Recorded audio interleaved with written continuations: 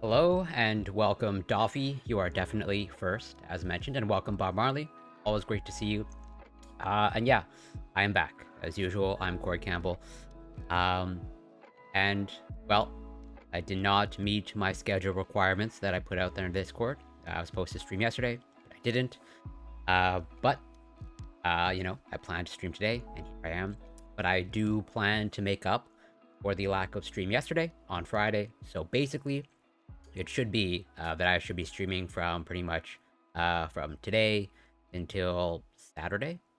Yeah, Wednesday, Thursday, Friday, Saturday. So pretty much like the next 4 days. At least that's the plan. And Friday, assuming I do stream, it is going to be a fairly big day for me because I will not be streaming it on my end, but I will be going on a discussion/debate panel on Friday at 6 p.m. Eastern. I'll probably post in the Discord that I'll be on it. It'll be on Wick's channel, Wick TV. Shout out to them. I should probably do that. But it is a debate panel or discussion panel about MAID, Medical Assistance in Dying, Canada. And I am on support side.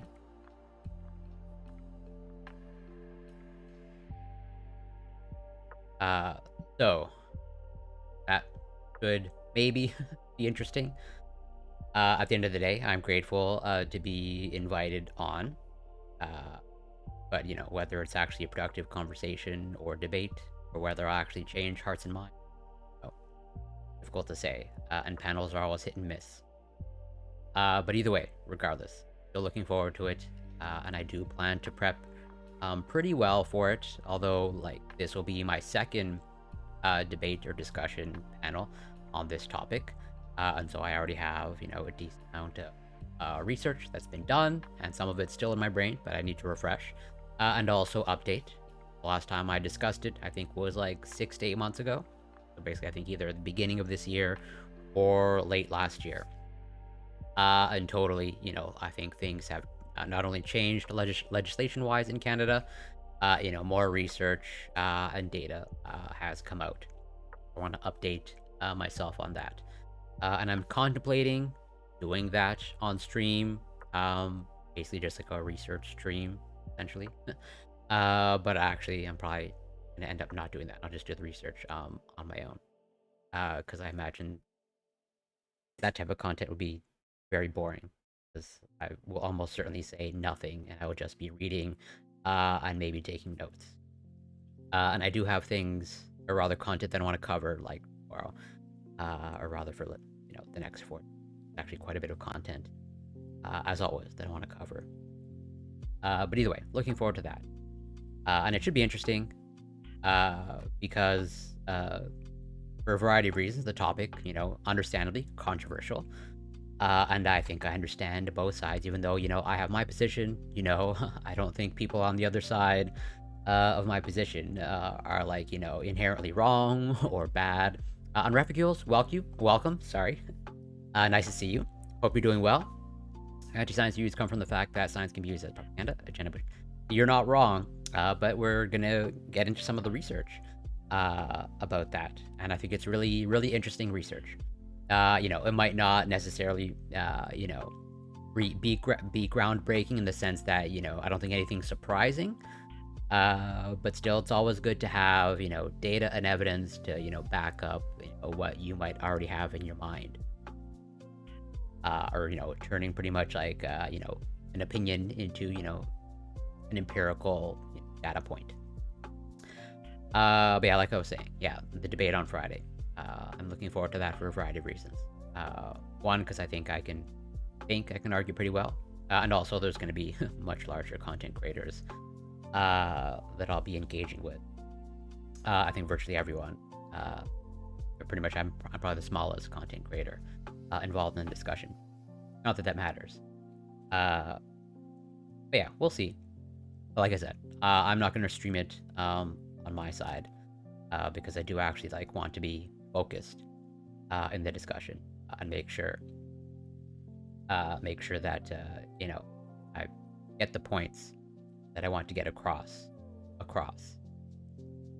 So yeah, that's pretty much what's going to be coming up for the next few days, and specifically, yeah. So I guess on Friday there's going to be, I'll be on that panel. It's scheduled it's scheduled to start at 6 p.m. Eastern time. I will post in the Discord when it'll be on. I'll always give a link to Wick's channel. The debate or / discussion will probably end typically it's around 8:30, 9 p.m. Eastern. I will likely go live right after that. I might just go over the discussion that I just had, or the debate that I just had, and maybe going over the research that I used to prep for it. Definitely levels of education is a part of it for sure, as we will likely see. And I think the research that I'm going to cover, I think it was you, Bob Marley, that linked me to it. Which, if so, thank you. Although, even if you didn't, you linked me so much great research in the past, which I'm thankful for. But also as a preview, maybe for tomorrow, I'm gonna get right into it. Uneducated people do not care about the structure of the latest protein, yet when that discovery starts affecting their daily yeah, absolutely. But even then, even when it starts, as we're gonna see from the research, they cover a little bit of the pandemic, vaccination, COVID restrictions, etc., etc., etc. So even when it directly affects them. But as a preview for, I'm probably going to cover this tomorrow, or maybe Friday or Saturday. But so for the past couple weeks, I have been covering essentially this mind reading technology that's clearly in the pipeline. And it seems just more and more research is coming out daily and regularly about it seems like a really rapid pace of development, and multiple research groups kind of competing with each other.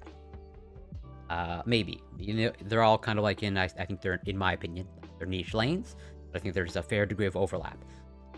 Where this one is just straight, so this is non-invasive brain recordings, trying to turn brain recordings into speech. And then I think just last stream or a couple streams ago, I covered this. Can we reconstruct music at the level of the brain? But this one, it was actually electrodes implanted at the brain. So this is definitely invasive, and they were using epilepsy patients for this because they already had the electrodes implanted in the brain. And also super cool, even though it wasn't a perfect reconstruction of the Pink Floyd song. I think a pretty large and massive step of being able to generate a hint of a Pink Floyd song just from brain recordings. And both of these are they have multiple applications, obviously, but I think their original or their primary application that they likely have in mind is text to speech technology. It has a whole host of other applications, I have no doubt. But I think that's, as they mentioned in this research here, trying to restore speech for those who either lost it or never had it. And then just today, a few hours ago, as I was browsing my headlines. This obviously caught my attention. And this appears to be, I have not read it since I just got my eyes on it a couple hours ago. But it just seems to be really like this is the implantation, and they're able to pretty much like get speech to text from a brain-computer interface. I'm just going to read the abstract, but I'm probably going to cover this tomorrow or in an upcoming stream in the next few days. But it seems really cool, obviously. So speech brain-computer interfaces have the potential to restore rapid communication to people with paralysis by decoding neural activity evoked by attempted speech into text or sound. Early demonstrations, although promising, have not yet achieved accuracies sufficiently high for communication of unconstrained sentences from a large vocabulary. Here we demonstrate a speech-to-text brain-computer interface that records spiking activity from intracortical microelectrode arrays. Enabled by these high-resolution recordings, our study and participant, so it seems like it's just n equals to 1. They're focusing on 1%. So this, again, I'm pretty much, this is the first reading for me. So I'm trying to figure some things out on the fly. But it seems like it's essentially a case study. But yeah, our study participant who can no longer speak intelligibly owing to amyotrophic lateral sclerosis, Lou Gehrig's disease, or ALS, essentially same affliction as Stephen Hawking. And so I think everyone knows that they used a very specific interface in order to communicate.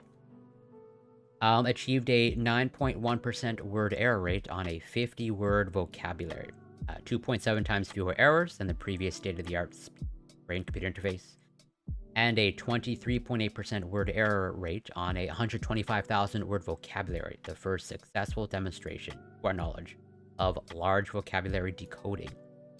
Our participants' attempted speech was decoded at 62 words per minute, which is 3.4 times as fast as the previous record and begins to approach the speed of natural conversation, 160 words per minute. Finally, we highlight two aspects of the neural code for speech that are encouraging for speech brain-computer interfaces: facially intermixed tuning to speech articulators that makes accurate decoding possible from only a small region of cortex. Oh, this is mostly jargon to me. And a detailed articulatory representation of phonemes that persist years after paralysis. These results show a feasible path forward for restoring rapid communication to people with paralysis who can no longer speak. So it's like, yeah, pretty rapid development. But this is just appears to be, n equals to 1, a case study. It seems like they're really focused, and it seems like, from what I can tell, as someone who's not in the field, and definitely far from an expert in this type of research. But it seems like, this is like a really massive leap forward. Where, at least going by just like this data point alone, of 3.4 times as fast as the previous record, and they're like in the ballpark. They're pretty much like 30%, a third of the way there, of, actual, as they say, natural conversation. So that is pretty cool. And I'm very curious what it sounds like. If I go into the supplemental, if there is any, do they have any examples of what the speech text sounds like? But yeah, there's a whole bunch of data here that I'm definitely not qualified to dissect. But I'm going to give it a try. I'm not going to give it a try to dissect, but I'm going to try to go over it, highlight some key points, probably, again, in the next few days. Upcoming content. But what I actually wanted to cover, or what I actually have prepared, it's totally pretty cool. And I agree with you, pretty scary. That double-edged sword of AI. Again, I've only read the abstract. I don't exactly know what they did, but I have a high degree of confidence that, there's some AI involved, and, something going on with training the AI to understand the brain, or brain recordings, or whatnot, brain activity, and then, translate that into speech, or text, or both, whatever. But yeah, this seems like really light year speed development um, in this brain computer interfaces. And I'm curious, obviously, oh, a bunch of researchers, almost certainly multidisciplinary. But you have Howard Hughes Medical Institute, Stanford, of course, always Stanford, Stanford, Massachusetts General Hospital, Harvard Medical School, Stanford, yeah. You have engineering, biology, neurobiology, computer science at Stanford, electrical engineering, of course, at Stanford. So, super cool. But the actual content that I'll be focusing on, or let's say half of the content that I'll be focusing on, that's in my actual stream title. And I think, yeah, like I said, I think you actually provided me this research, Bob Marley. And so, thank you so much. Because, like, super cool. Or at least I think it's super cool. So, I believe currently, as I stream, I believe there's like a Republican debate going on, Republican presidential candidate debate going on.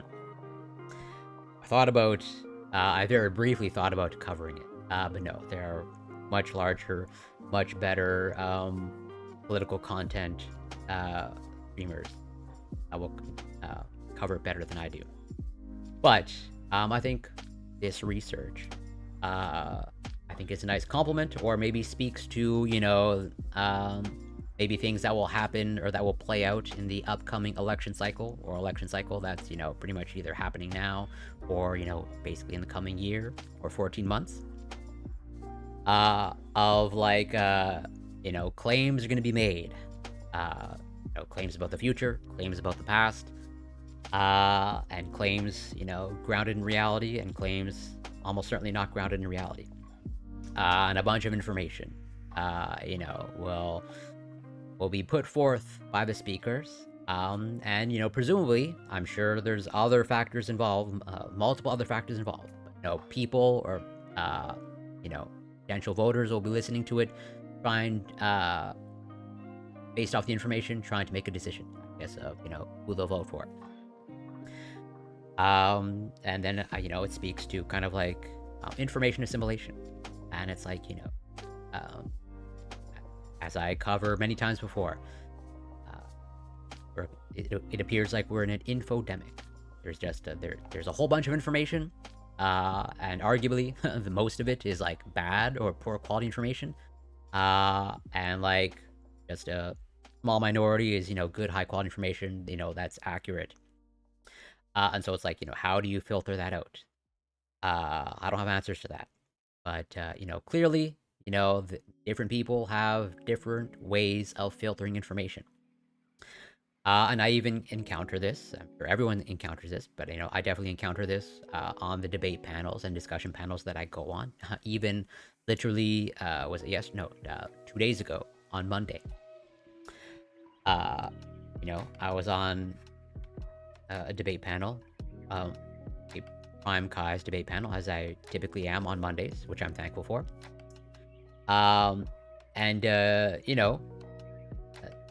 Given the topic, we were talking about, one of the actual main topics was about veganism and animal rights. And other panel members were, making claims about biology, making claims about, the human species, or, what is a species. And then, as an actual biologist, and I think I have a pretty solid foundation in, biology education, I asked a very simple question in biology in terms of, well, if you want to use this biological term, how about you tell me what it means?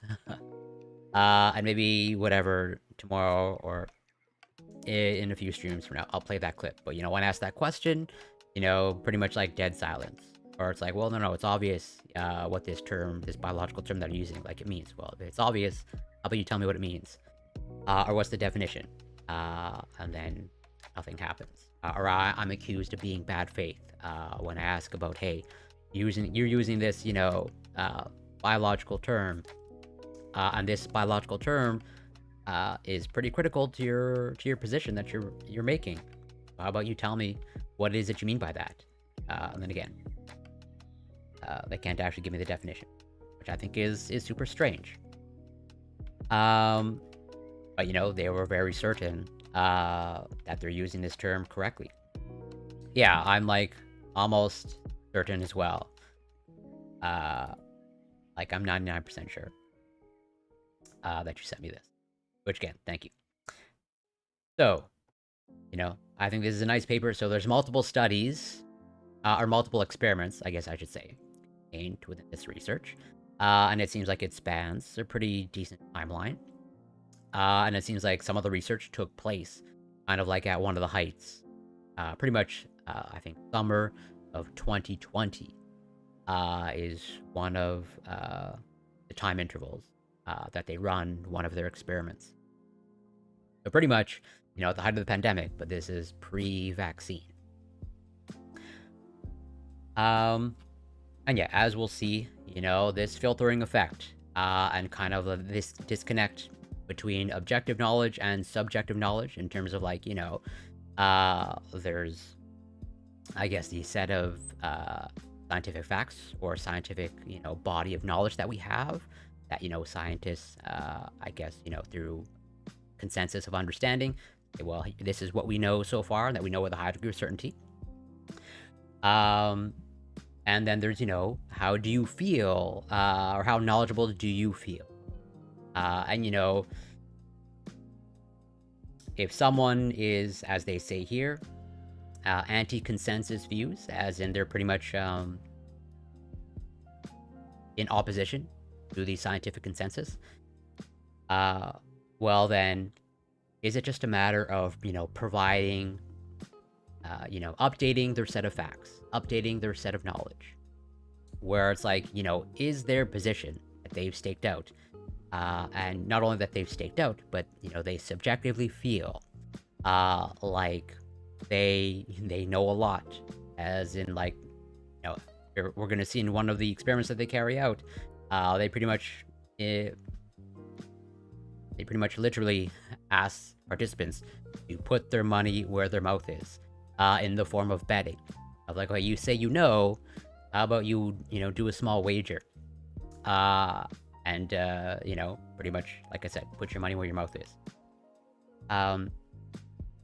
And no surprise. Well, let's just say the results, I don't think will be that much of a surprise. But it speaks to, I think, the question of scientific communication that I brought up before, of how do you change someone's positions? How do you get them to update their beliefs and their positions based off of new information, based off of new and accurate information? Is it just a matter of changing their objective knowledge? Does not appear to be the case. And I've covered this before. Other studies kind of showing that, their anti-consensus views or their anti-science views, it does not appear to be a matter of like, well, hey, just give them the new accurate information. It's much deeper than that. And I think a great thing about this research that we'll see is like they actually gave some recommendations. Nothing really like, step-by-step plan. They say, hey, maybe try this approach. Let me just close some things. Where I've covered this research before. And this is pretty much in the same vein as that. Of like, these individuals, they've staked out this position. And they feel like they've staked out this position. Based off of, them feeling like they know. As in, hey, I feel like I know the truth. I feel like I have the objective knowledge on my side. And then when you go and actually test them, no surprise, they don't actually test all that well when you actually go and try and test their objective knowledge. I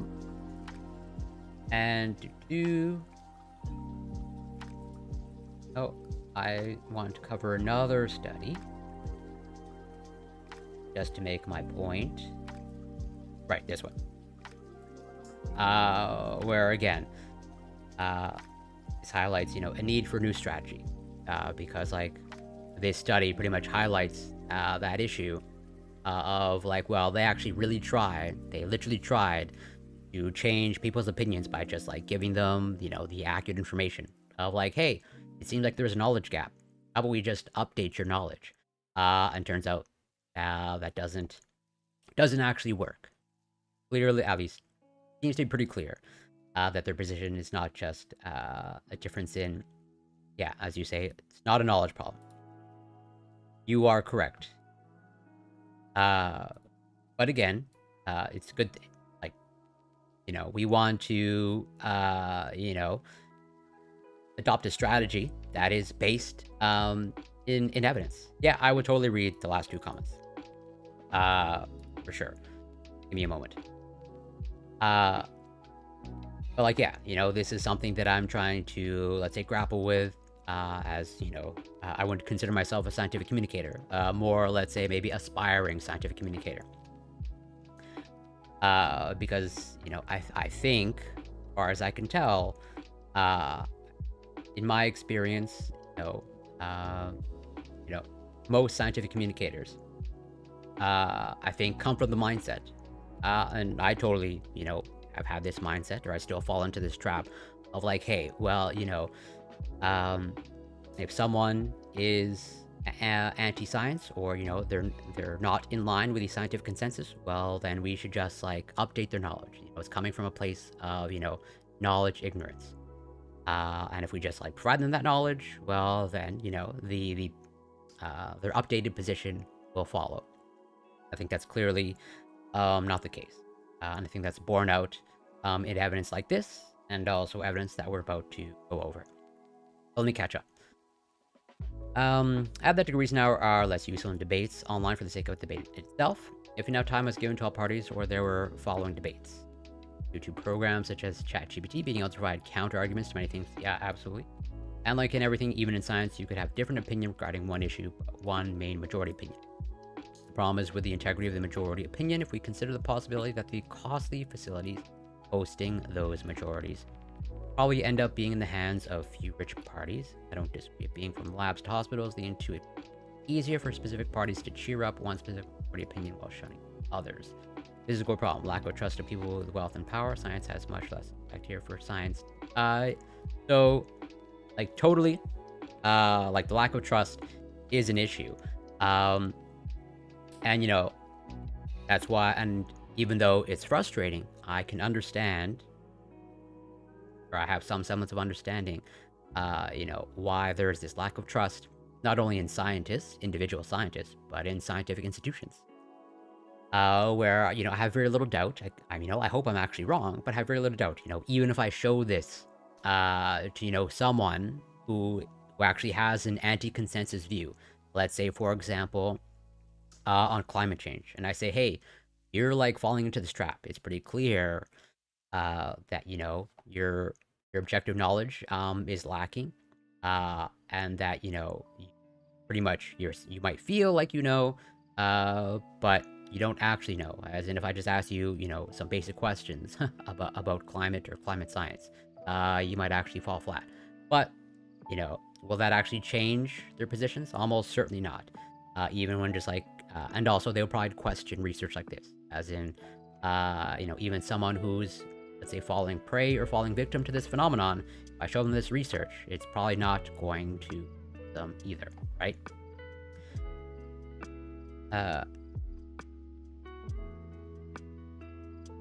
And yeah, that there is peer review, and I've covered peer review before, and I obviously will cover it again, you know, regularly. But you know, there are clear flaws in the peer review system, but on the whole, like, it does work. You know, one of the reasons why I cover, let's say, poor quality, or, you know, fraudulent science, or just, you know, yeah, poor quality science, it's because, like, yeah,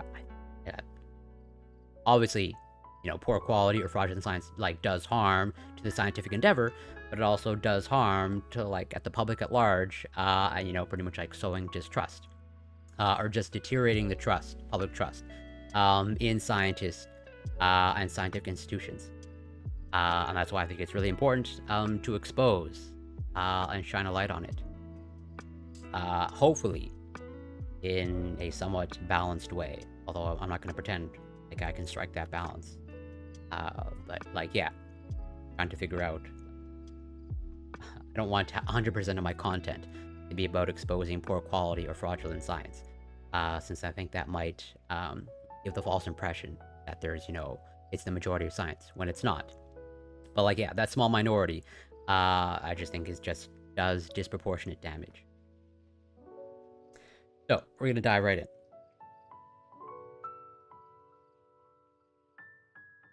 Uncertainty is inherent to science.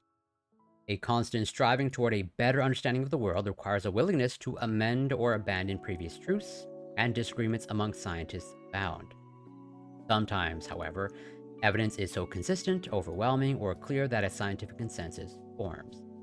Despite consensus by scientific communities on a handful of critical issues, many in the public maintain anti-consensus views. For example, there are sizable gaps in agreement between scientists and laypeople on whether genetically modified foods are safe to eat. Which is like, yeah, the exact research that speaks to that. Climate change is due to human activity. Humans have evolved over time, more nuclear power is necessary, and childhood vaccines should be mandatory. The coronavirus disease 2019 COVID-19 pandemic also continues on, fueled in part by contagion among the unvaccinated, while social movements against vaccination policies are emerging worldwide. The consequences of these anti-consensus views are dire, including property destruction, malnutrition, disease, financial hardship, and death. Opposition to the scientific consensus has often been attributed to non-experts' lack of knowledge, idea referred to as the deficit model. According to this view, people lack specific scientific knowledge, allowing attitudes from lay theories, rumors, or uninformed peers to predominate. If only people knew the facts the deficit model posits, then they would be able to arrive at beliefs more consistent with the science.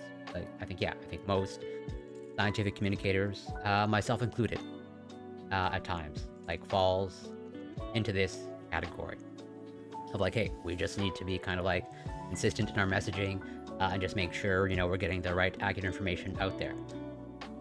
Proponents of the deficit model attempt to change attitudes through educational interventions and cite survey evidence that typically finds a moderate relation between science literacy and pro-consensus views. However, education-based interventions to bring the public in line with the scientific consensus have shown little efficacy, casting doubt on the value of the deficit model. This has led to a broadening of psychological theories that emphasize factors beyond individual knowledge. One such theory, cultural cognition, posits that people's beliefs are shaped more by their cultural values or affiliations, which lead them to selectively take in and interpret information in a way that conforms to their worldviews. Evidence in support of the cultural cognition model is compelling, but other findings suggest that knowledge is still relevant. Higher levels of education, science literacy, and numeracy have been found to be associated with more polarization between groups on controversial and scientific topics. Some have suggested that better reasoning ability makes it easier for individuals to deduce their way to the conclusions they already have. Others have found that scientific knowledge and ideology contribute separately to attitude. Recently, evidence has emerged suggesting a potentially important revision to models of the relationship between knowledge and anti-science attitudes. Those with the most extreme anti-consensus views may be the least likely to apprehend the gaps in their knowledge, as in those who might be in the most need, updating, their knowledge. They pretty much essentially will be closed off to it, or pretty much the least willing to engage or assimilate the objective knowledge. Pretty much closed off. Well, they touch upon that. First of all, welcome, Mr. Dr. Darko. Always great to see you. And yes, they mentioned Dunning-Kruger, although there's, as we'll see towards the end, there's a little bit of, let's say, difference. But I would say it falls enough in line with Dunning-Kruger. But yeah, those pretty much in that category of they pretty much have that knowledge deficit, But despite that knowledge deficit, it seems like they are the least likely to be open to new information. And thus, it's like, yeah, they need updating, but like the update server is like closed, or like they're just like closed for updates.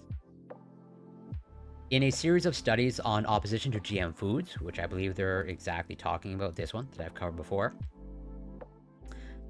which is Fernbach et al., found that individuals most opposed were the least knowledgeable about science and genetics, but rated their understanding of the technology the highest in the sample.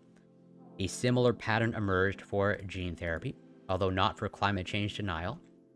And you'll see some of the effects, it appears to depend on, as they will say, and as I guess they'll show, the amount of politicization about the topic, as in, I think it's fair to say that climate change is a highly politicized topic.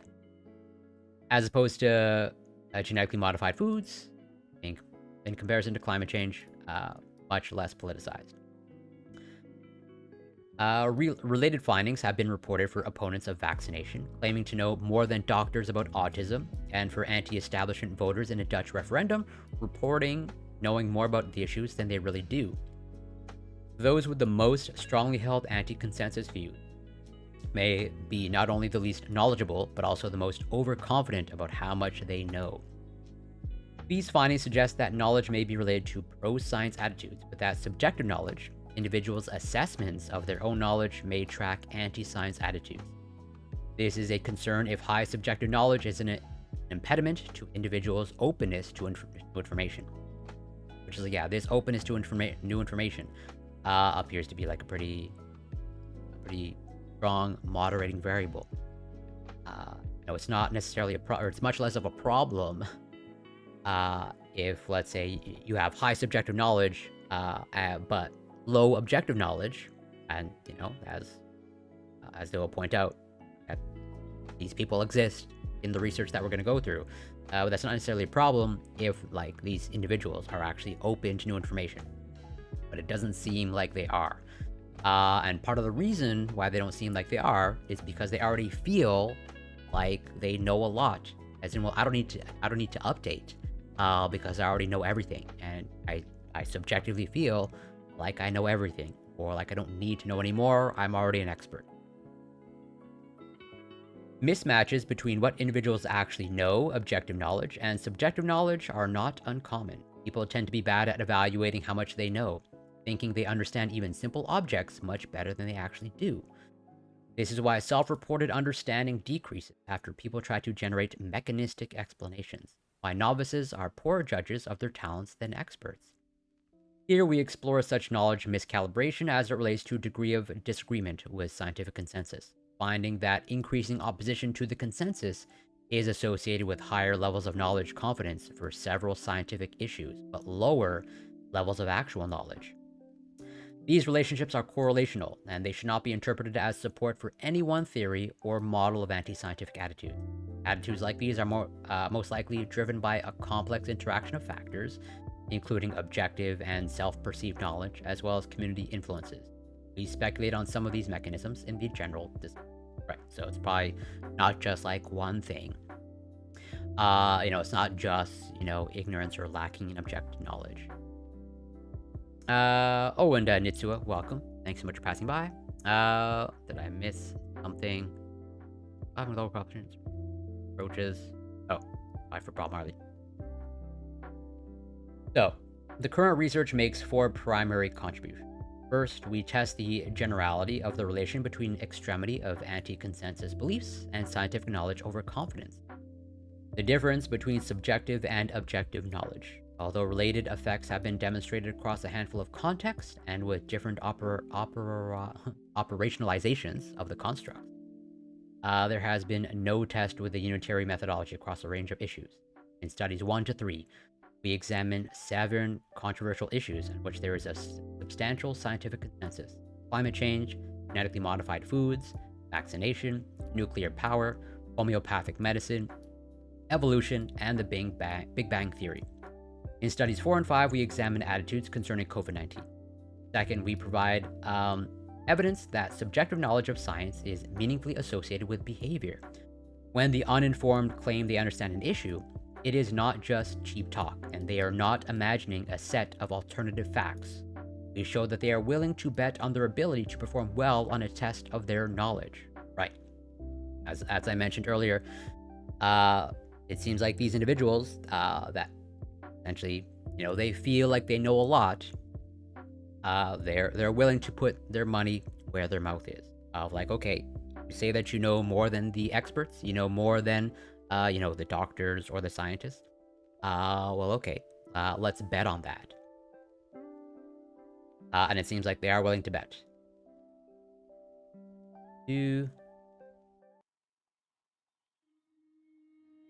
Yeah, this is absolutely true. And here's where it gets tricky, right? At least in my mind. Because, they, they're administering a test. They will be administering a test, multiple tests, to assess objective knowledge. And, we'll touch upon, we're going to go a little bit in the methodology. We're not going to dissect it, but they pretty much administer sort of, a questionnaire. And it seems like it's a standard questionnaire that's, used to test, overall scientific knowledge. And it seems like it's been used pretty much, pretty often in research like this, of like trying to assess people's like basic set of objective scientific knowledge. But even then, I have no doubt that, there might be some people out there, when looking at this research, they will, call that questionnaire or test into question. Like, well, who's to say that this is the objective, set of knowledge? Oh, Dame Karen, welcome. Great to see you. Exactly.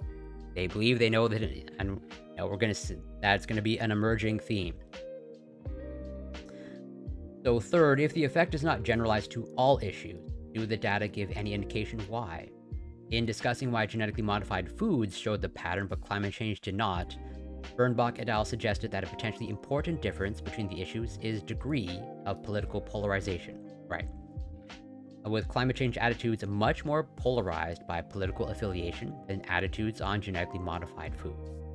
Political polarization refers to the degree to which people from different ideological groups, for example, conservatives versus liberals, differ in their positions on an issue.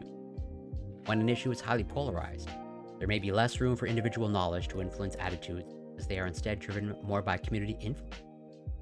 In studies 1 and 2, we test whether the predicted effects are attenuated for issues that are more politically polarized. Likewise, because several issues that we examine have come into conflict with religious thinking, and because religion can itself be a polarizing factor for attitudes and beliefs, we also test for an attenuation for issues more associated with religiosity. Last, given the life-altering nature of the COVID-19 pandemic, do these relationships shed light on the psychology of those opposed to expert recommendations and policies aimed at reducing infection rate? The COVID-19 pandemic, caused by severe acute respiratory syndrome coronavirus 2, is the largest spread of a respiratory disease that the world has seen in over 100 years. Although the knowledge gained and shared by the scientific community about the virus gradually increased, public health professionals prescribed traditional, time-tested, and general epidemiological measures to try to mitigate its spread. Thus, while a scientific consensus on the specifics of SARS-CoV-2 viral transmission of severe acute respiratory syndrome coronavirus 2 emerged slowly, consensus on how to mitigate viral contagion was well established even at the beginning of the pandemic. Nonetheless, there are notable gaps between scientists' recommendations and the public's willingness to act in accordance with them. Here we examine the relations among objective knowledge, subjective knowledge, and opposition to COVID-19 mitigating behaviors and policies in two studies, one focused on openness to being vaccinated, and the other focused on attitudes toward mitigation behaviors such as mask wearing and social distancing. Oh, and also Poser, welcome. Well, usually there is validation from solving the mystery or constructing a model for explosion. So this is on some level just about such dopamine highs, which you don't get when it's...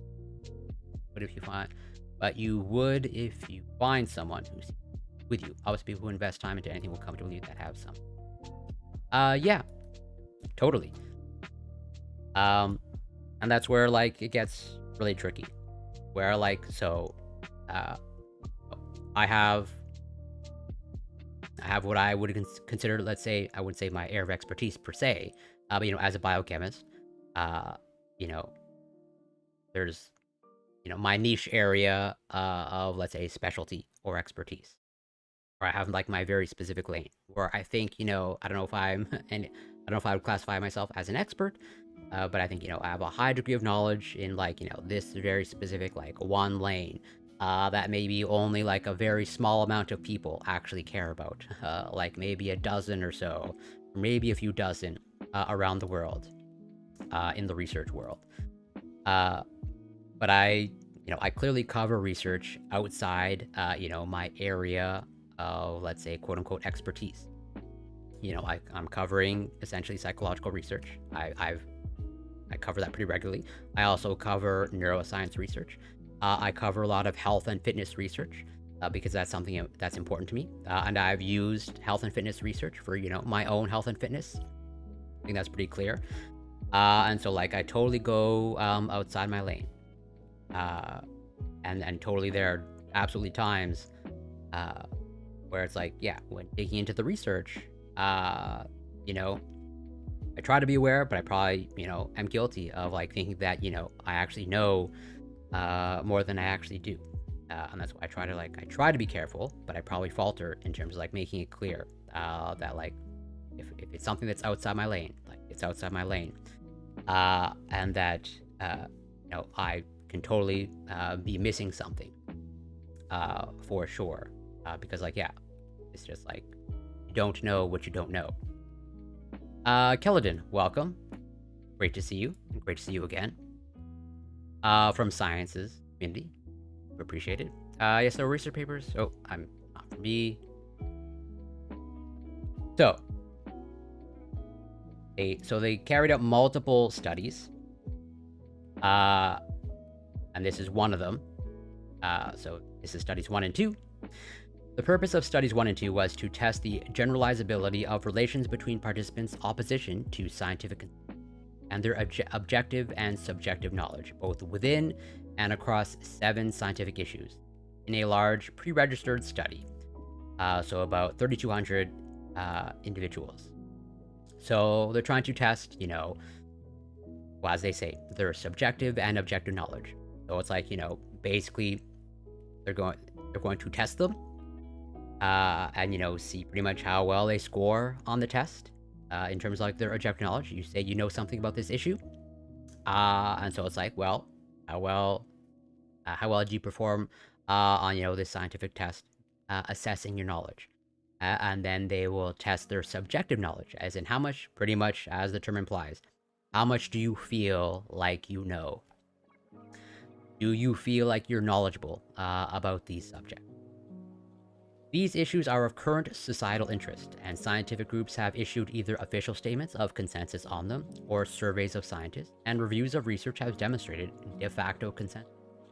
The safety of genetically modified foods, the validity of anthropogenic climate change, the benefits of vaccination outweighing its risks, the validity of evolution as an explanation of human origins, the validity of the Big Bang Theory as an explanation for the origin of the universe, the lack of efficacy of homeopathic medicine, and the importance of nuclear power as an energy source.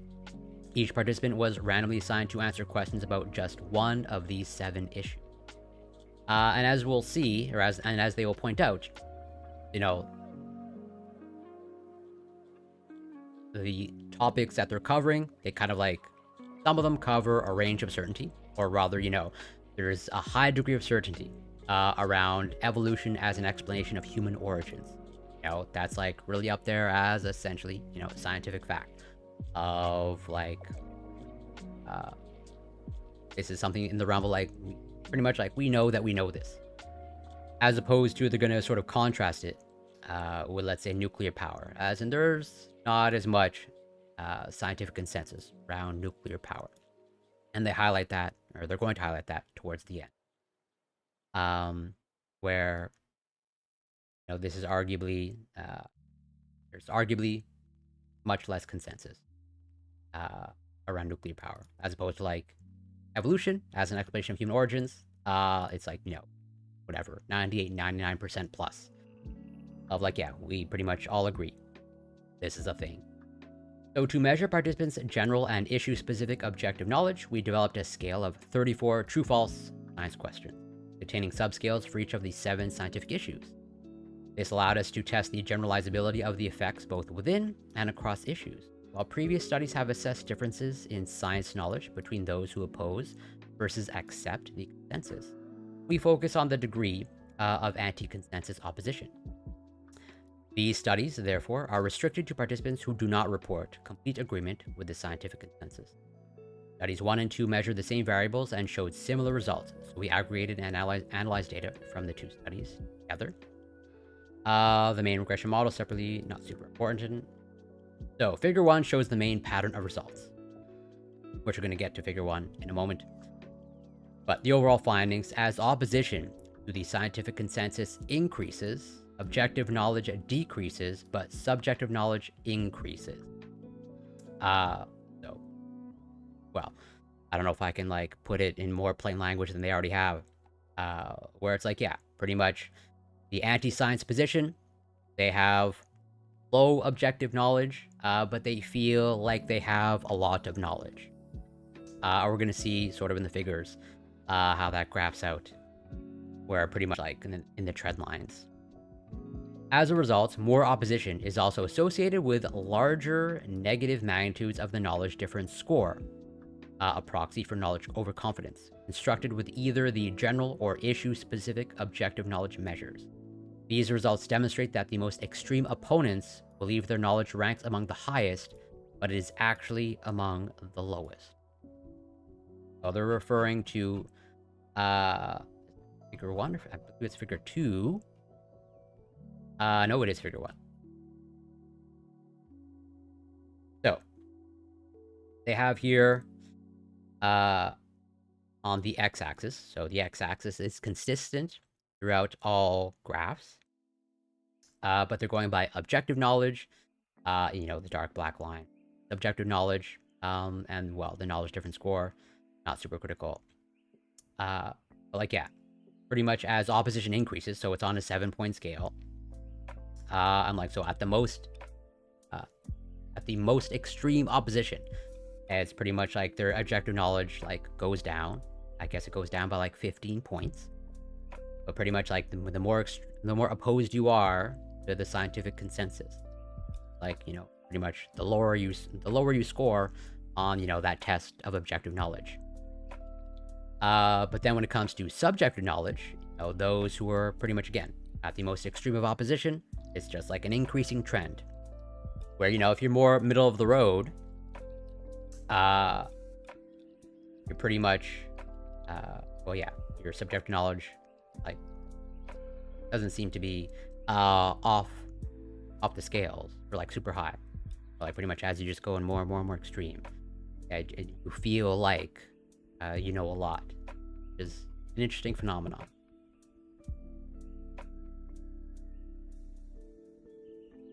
So, because across-issue models could potentially obscure differences in associations at the issue level, we tested the same relationships for each issue separately.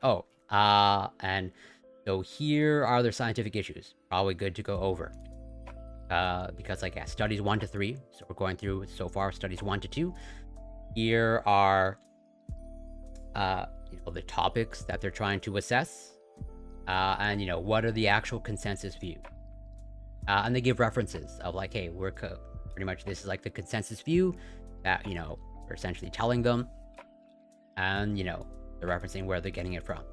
When it comes to climate change, most of the warming of Earth's average global temperature over the second half of the 20th century has been caused by human activities.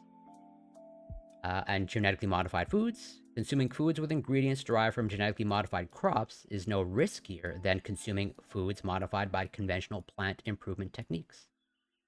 Nuclear power is necessary and should be expanded to mitigate climate change. Vaccination. The benefits of vaccination outweigh the risks, and vaccination has zero link to autism. And homeopathic medicine. there is no reliable evidence that homeopathic medicine is an effective treatment for any health condition. The Big Bang, the universe began approximately 14 billion years ago in a hot and dense state and has expanded and cooled since then. Evolution. Humans and other living things have evolved over time.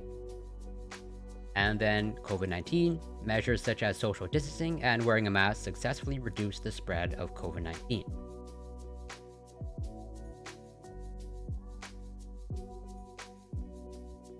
Want to make sure that things are being kept civil and respectful in chat.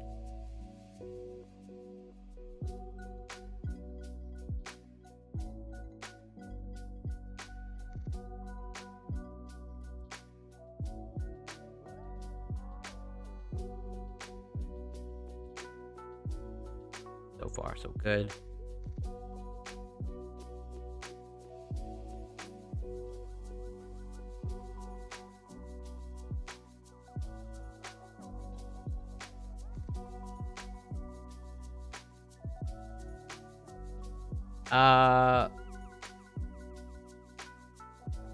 Yeah, be a very bold claim, Refucules, but I understand where you're coming from.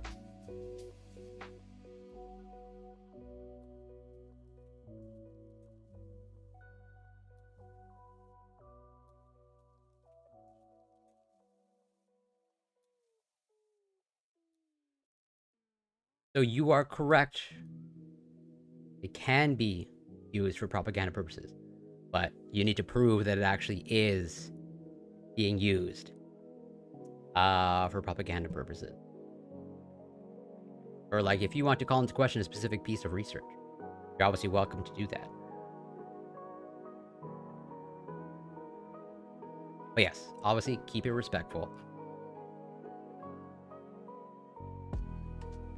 Where was I?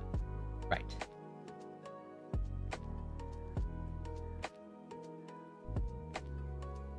So, the relation between opposition and objective knowledge is negative and significant for all issues. By excluding people fully in line with a consensus. Excluding them weakens the association of opposition with objective knowledge, as those fully in line with the consensus scored highly on the objective knowledge questions. However, doing so strengthens the association of opposition with subjective knowledge, as the subjective knowledge distribution is J-shaped. So, similar to more extreme opponents, those fully in line with the scientific consensus rated subjective knowledge higher than moderate opposers, but lower than extreme opponents. However, whereas the confidence of those in agreement with the established science is substantiated by their actual knowledge, the confidence of extremists appears to be misplaced. Well, so yeah, if you want to dispute any piece of research, or a bunch of scientific findings, that is how science works. You might disagree with it, but there are clear flaws and drawbacks of how science is conducted, but that is how science works. Of if you have an issue with the evidence, or you have an issue with a scientific claim, then you have to disprove that claim, or sort of expose whether that piece of research is either done poorly or is actually fraudulent. But I'm not 100% sure exactly where you're coming from, Refucules.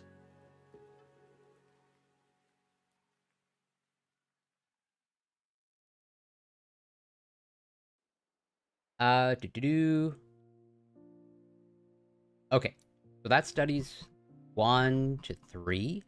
Oh no, sorry. I think I skipped over something. Getting too lost.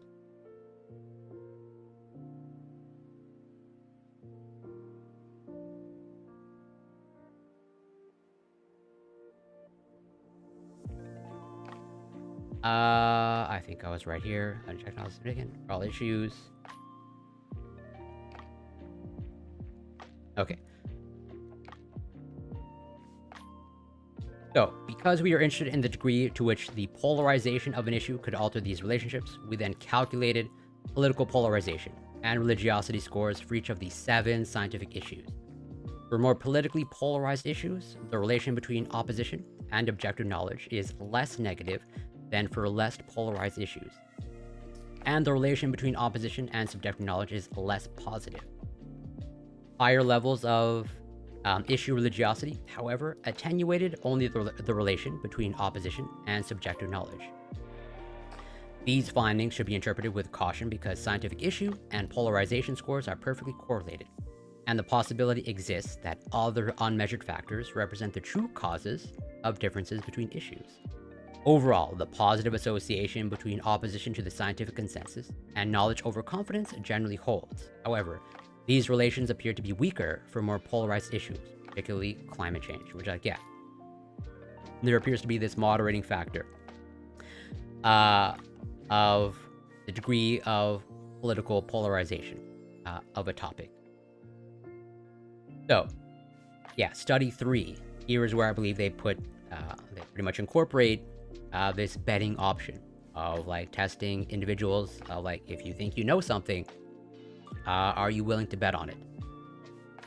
So, a limitation of studies 1 and 2 is that participants with different levels of opposition to the consensus may interpret the measure of subjective knowledge differently. For instance, opponents may claim that they understand an issue, but acknowledge that their understanding does not reflect the same facts as the scientific community. Right. There's the potential issue, like whether they might think they know more, but their domain of knowledge is like outside what the scientific community knows.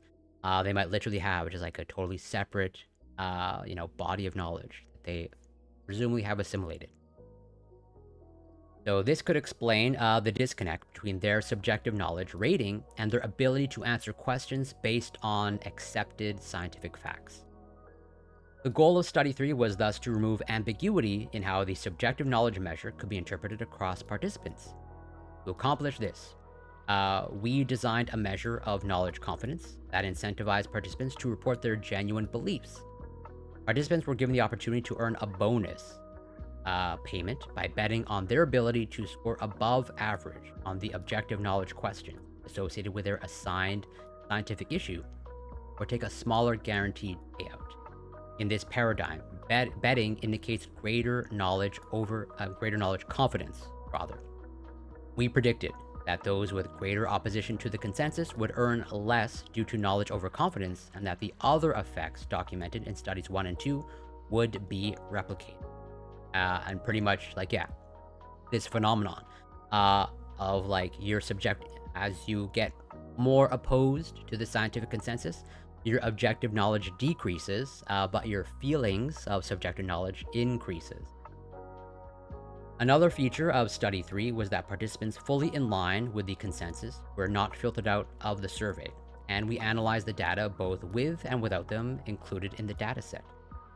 Figure 3 shows the key results. As opposition to the consensus increased, participants were more likely to bet, but less likely to score above average on the objective knowledge question, confirming our predictions. As a consequence, more extreme opponents earned less. So it's like, yeah, they pretty much carried out the overall same, experiment, then they just like got them to bet. Like, okay, if you think you know what you think you know, then like, how much do you think you'll score, on this test of objective knowledge? And it seems like they don't score all that well, or they score worse. And you can see data here. So on the x-axis, so here they have broken it down by topic. So from the genetically modified foods, vaccination, homeopathic medicine, climate change, Big Bang, evolution. Opposition is on the x-axis for all of them. The only difference is like at the top you have objective knowledge and then subjective knowledge. And pretty much like the overall, what's most interesting, I think, is like this Big Bang one.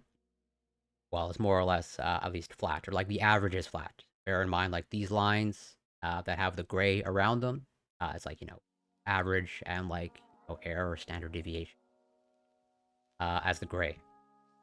But the overall trend, I think, is pretty interesting. The overall trend, I think, is pretty clear. Where, like, yeah, if you look at homeopathic medicine, their objective knowledge goes down, although opposition, homeopathic medicine, I guess it's opposition in the sense that, yeah, they're opposed to the scientific consensus. Right. That makes sense. I was going to say, like, you should be opposed to homeopathic medicine, but no, it's opposition to the scientific consensus. And the consensus is like, yeah, homeopathic medicine, not effective, not really, well, not a treatment for anything. And so, yeah, as opposition increases, the subjective knowledge around homeopathic medicine increases, but the objective knowledge around homeopathic medicine decreases. And I think the overall trends hold, but this climate change one, seems to have almost like in an opposite direction, or it is an opposite direction, where it's like, yeah, more opposition, although hopefully you can see that the error, or like, let's say, the noise around the data, that appears to be much greater. Like, there's a greater range there. It's super interesting. But yeah, climate change, as they point out, highly politicized topic.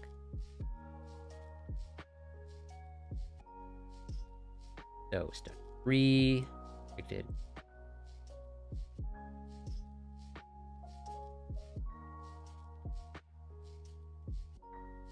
That. Yeah, so we also replicated the effect that more opposition to the consensus is associated with higher subjective knowledge and lower objective knowledge. Last, participants who chose to bet were significantly more opposed than non-bettors, and betting was significantly correlated with subjective knowledge, as in, like, those who had that scored higher on subjective knowledge, as in they felt like they knew more. It seems like they were willing to bet, and looks like they were willing to bet more, as we would expect if they are related measures. All effects were also significant when excluding people fully in line with the consensus. Yeah. Similar to more extreme opponents, those fully in line with the scientific consensus rated subjective knowledge higher than moderate opposers. However, whereas the confidence of those in agreement with the established science is substantiated by their actual knowledge, the confidence of extremists appeared to be placed. So, study 4, attitudes towards a potential COVID-19 vaccine. So this particular study here, I believe, as they will say, took place in the summer of 2020. So this is before vaccines were developed and rolled out. But the COVID-19 pandemic has caused widespread economic damage, sickness, and death. Survey responses in the United States have consistently revealed a stubborn minority of the population opposed to getting a vaccine against novel coronavirus infection. Well, I don't think research needs to be surprising for it to be published, but I understand where you're coming from. But I think that, so, yeah, those are two separate questions. In my mind, is there anything surprising about this? No. But I think there's something to learn, and as we'll get to in a bit in the discussion, like, so how do you incorporate this? Of like, if or rather, from this research and other pieces of research, that it's not like, if you want to get people's positions more in line with the scientific consensus, okay, what strategy should you adopt?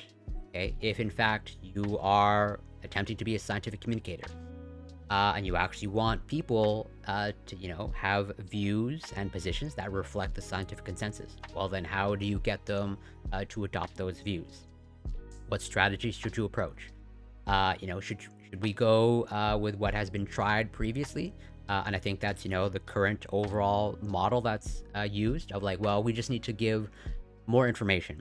It's just a matter of providing more accurate information, and provide them with the objective knowledge, and then they'll update their knowledge, and the positions will follow based off of research like this and past research. I think it's pretty, in my mind, think it's fairly clear that that strategy is not an optimal strategy, that we need to adopt something different. And they actually give a little bit of recommendations of what to do, of like, hey, you actually want to change people's positions, and that's in line, that's incorporating what we are getting from this information and this research. Then yeah, there are steps to take. I mean, I understand the sentiment of what you're saying.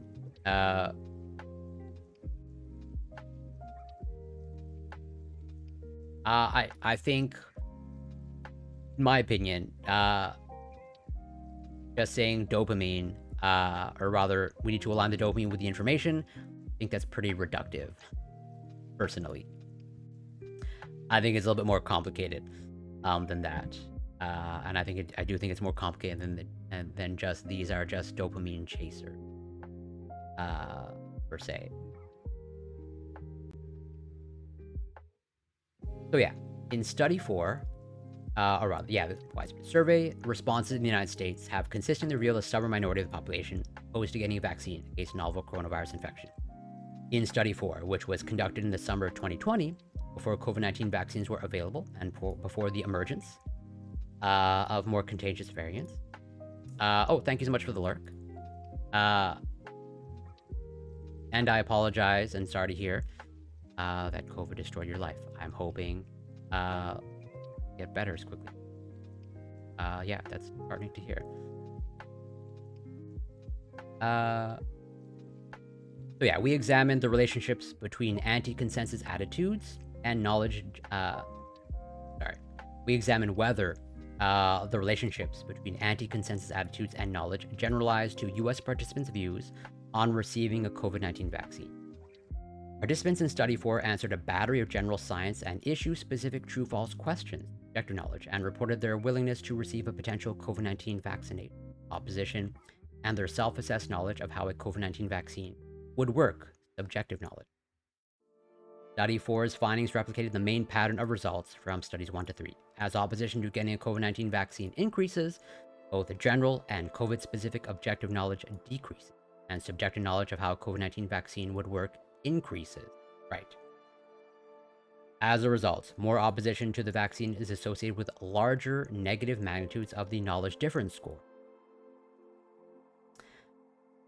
Lower willingness to receive a potential COVID-19 vaccine was associated with lower objective knowledge about science and COVID-19, but higher levels of subjective knowledge about how the vaccine would work. Again, this feeling of like they think they know. And then their last study. In Study 5, we examined support for COVID-19 mitigation policies and self-reported compliance with preventive behaviors recommended by health experts. Data reported here are part of a larger survey on attitudes, behaviors, and information sources about COVID-19, conducted in the fall of 2020 by 3 researchers who were then independent of those working on Studies 1, 2, 4. Study 5 included 2 different sets of measures of participants' opposition to the consensus. One measuring how opposed they were to COVID-19 mitigating policies, and one measuring their reported non-compliance with COVID-19 preventing behaviors.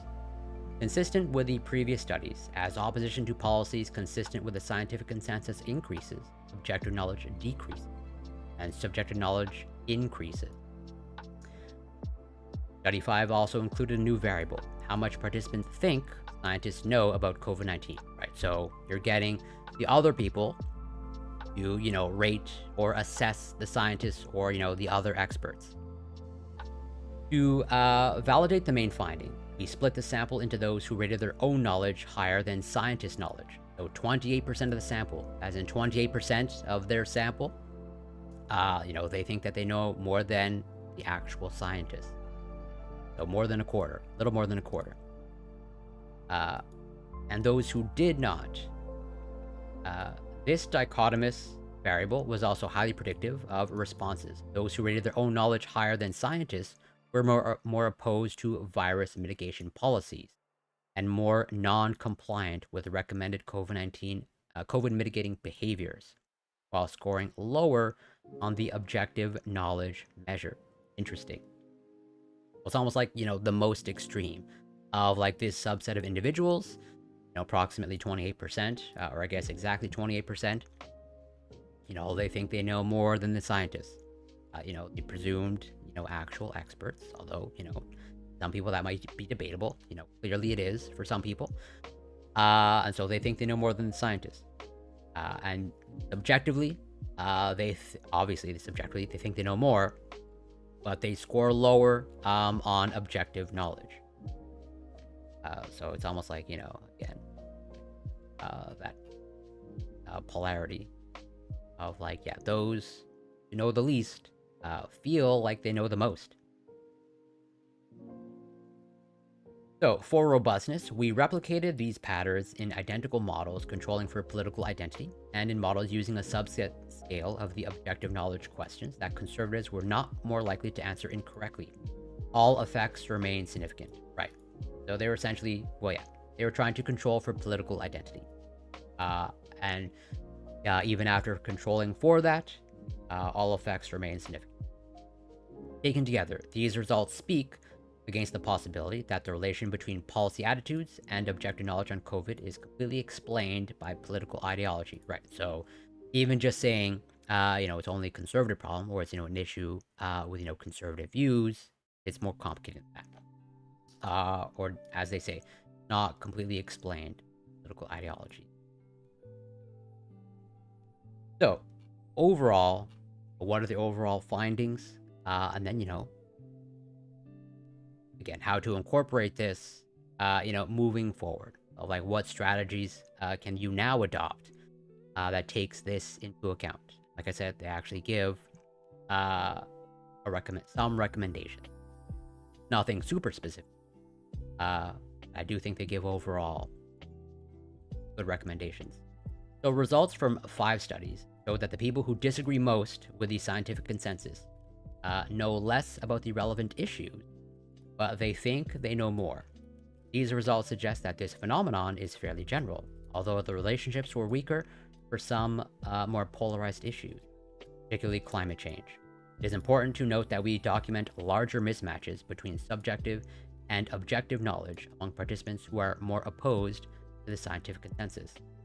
Thus, although broadly consistent with the Dunning-Kruger effect and other research on knowledge miscalibration, our findings represent a pattern of relationships that goes beyond overconfidence among the least knowledgeable. However, the data are correlational, and the normal caveats apply. Right. So yeah, correlational. They're not speaking about cause here.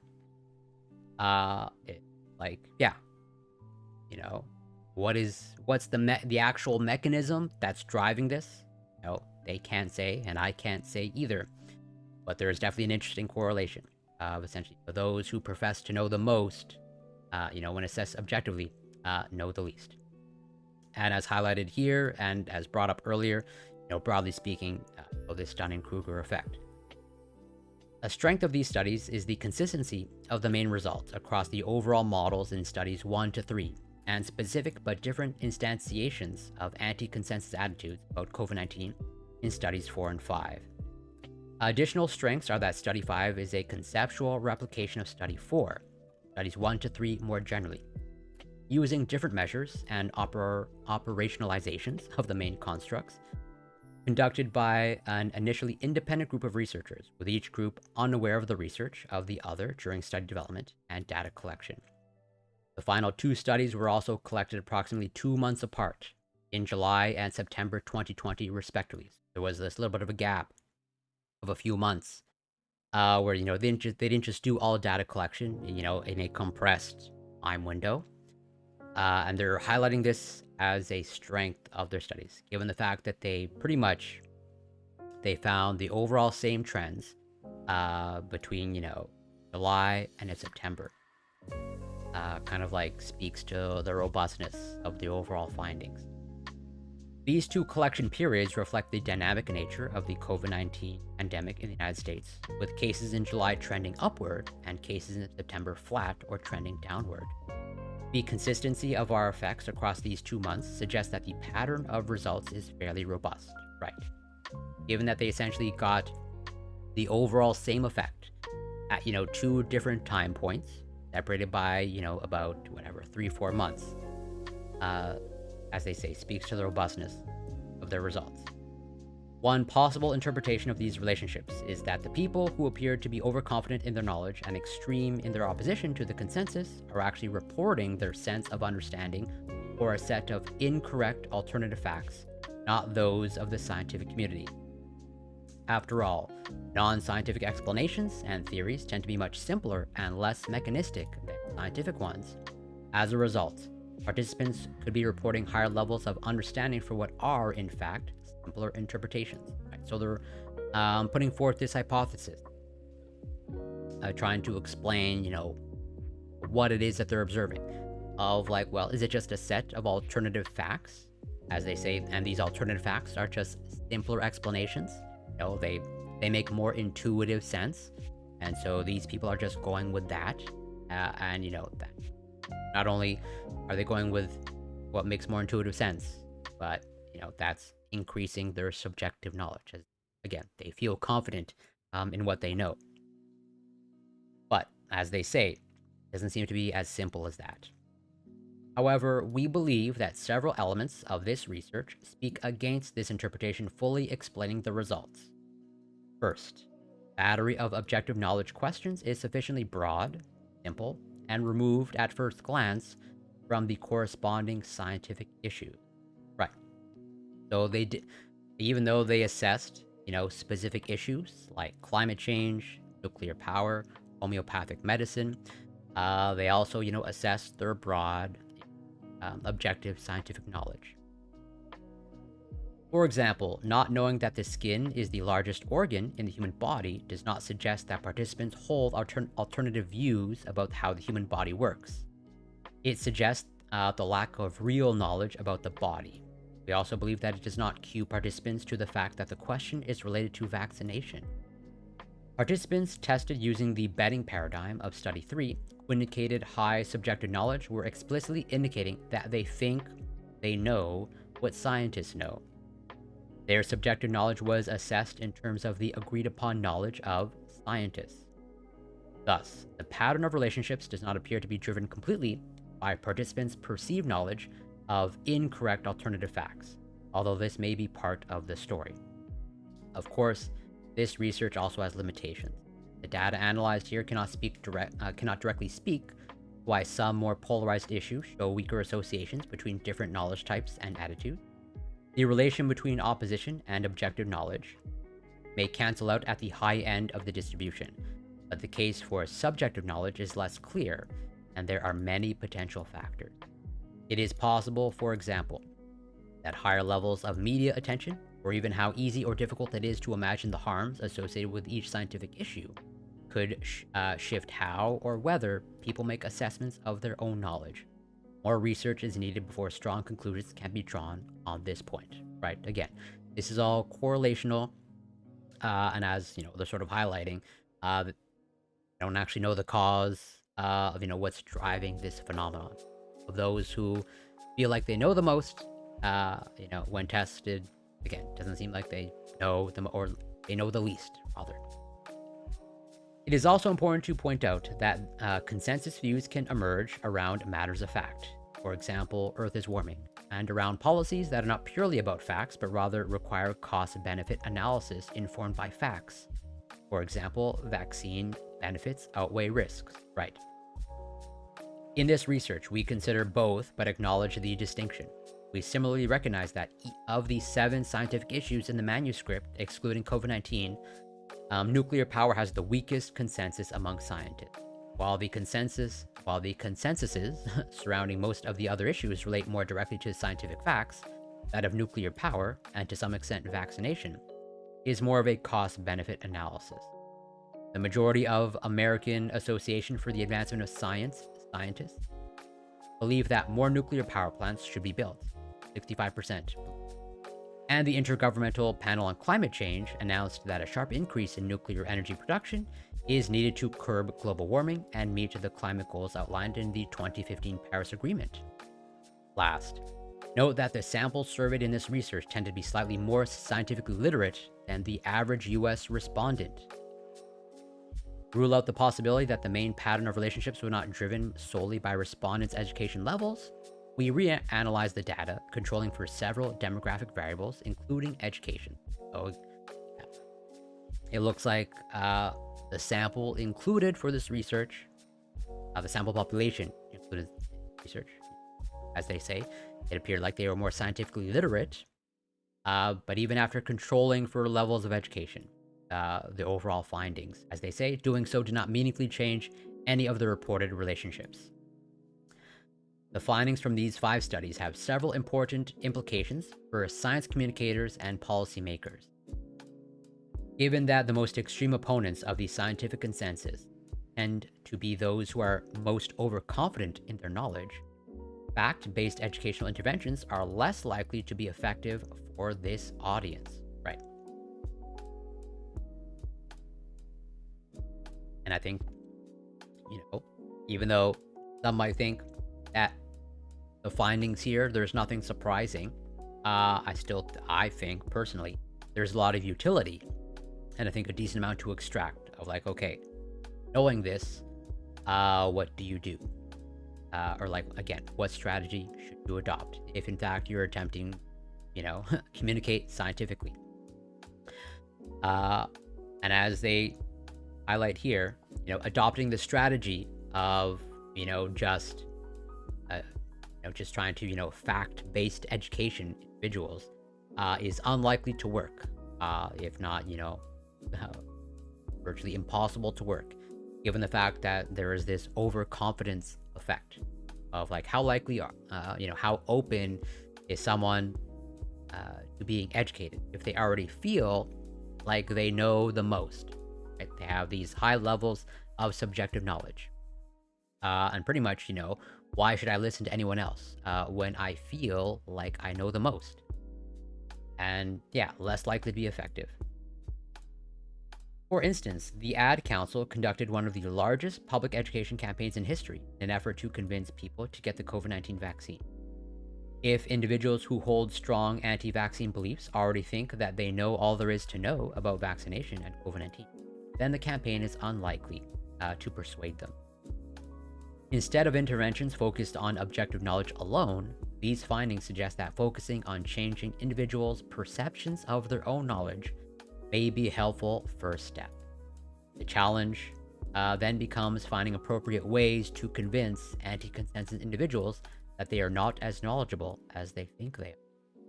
One option may be to encourage people to try to explain the mechanisms underlying the complex scientific phenomena at issue. This has been shown to reduce subjective knowledge and increase deference expert, right? So, I think this is one of the actual recommendations or strategies that they say that you might be able to adopt of like, okay, if they're not amenable to just, fact-based, objective, knowledge education, then like what do you do? It seems like the strategy is to sort of like undermine their feelings of subjective knowledge, pretty much like getting them to question, like, oh, do I actually know as much as I think I know? So yeah, one option may be to encourage people to try to explain the mechanisms underlying the complex scientific phenomena at issue. Whereas, okay, if you think you know something about this particular topic, let's say, using vaccination. And I think they use that example later on, I think. Of like, okay, if you think know a lot about, let's say, this particular vaccine, even using the COVID-19 vaccines, well, then tell me, how it works. What is the actual mechanism? Pretty much like give me a play-by-play of what you think the vaccine is doing. And, maybe they should presumably struggle to do that if their objective knowledge is low, but their subjective knowledge is high, and, maybe through that experience, or I think the thought process is, it's like if they struggle to actually articulate it, then they might start to question their own knowledge.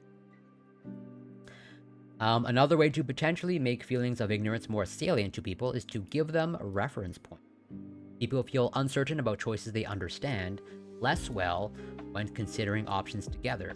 but not when evaluating them separately. This finding suggests that people may be led to realize that they know less about vaccination, right, than about mechanisms they are more familiar with from their careers or hobbies, say, if presented in parallel. Another strategy for bringing opponents in line with the scientific consensus is to ignore individual knowledge and focus instead on experts or perceived experts, gaining the allyship of agents of change.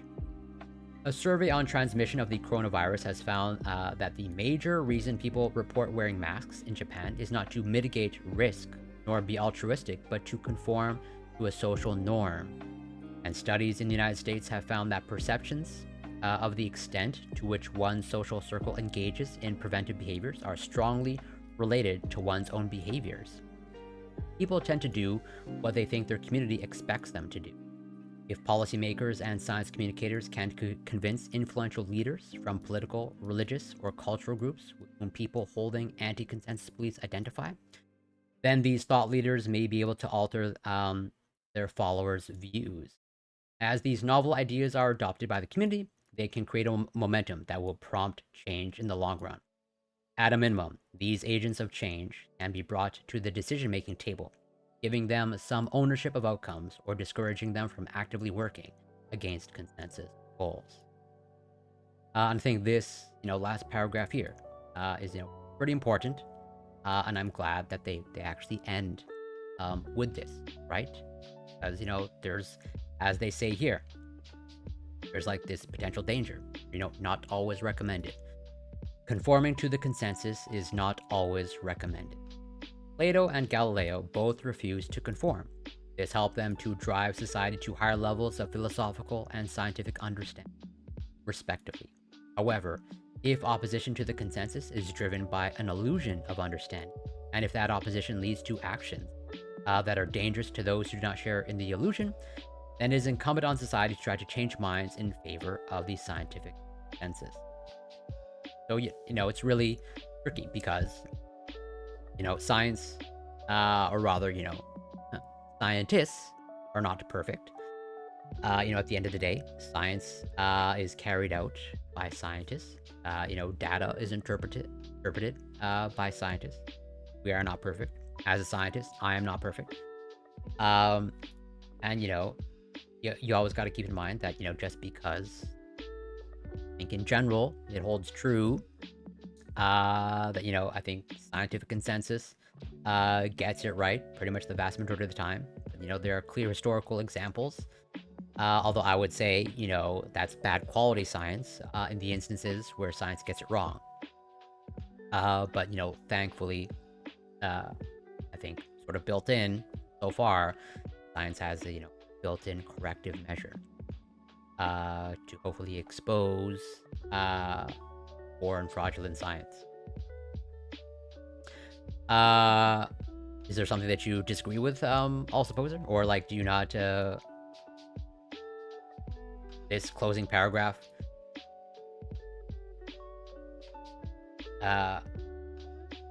Oh, unless you're commenting about, the discourse, in chat. I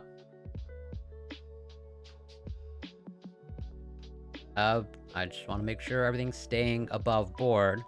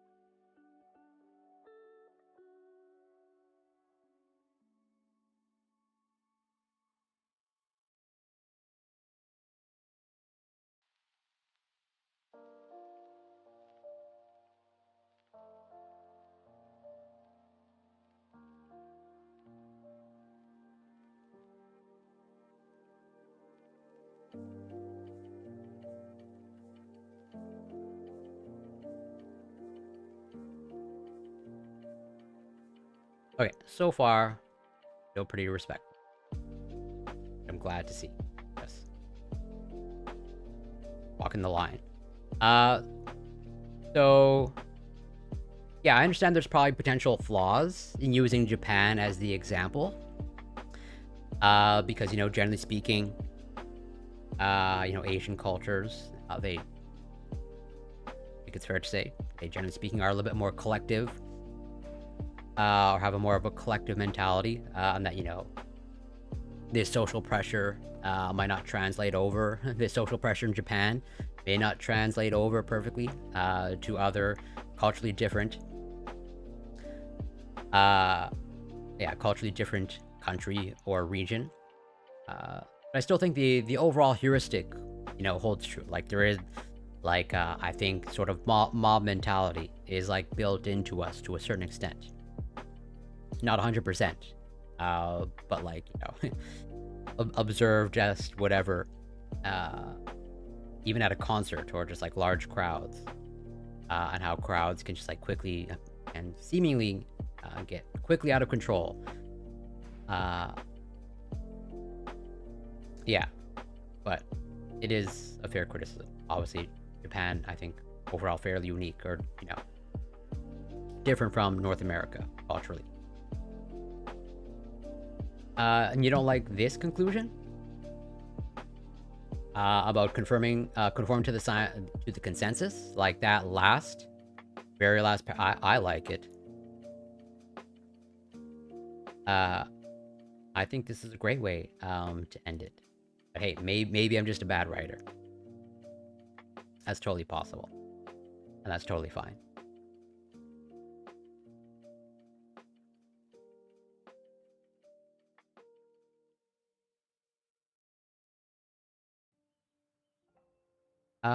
I mean, they could have just ended it like here. Like, I think everything works perfectly fine without it. Like, it could just literally be deleted. But like, yeah, I do think, in my opinion, okay, just my opinion, but I do think adding that, that little asterisk of like, yeah, scientists are not omnipotent. Okay, as far as I know, no human being is omnipotent. And like totally, we can get it wrong. I think way more often than not,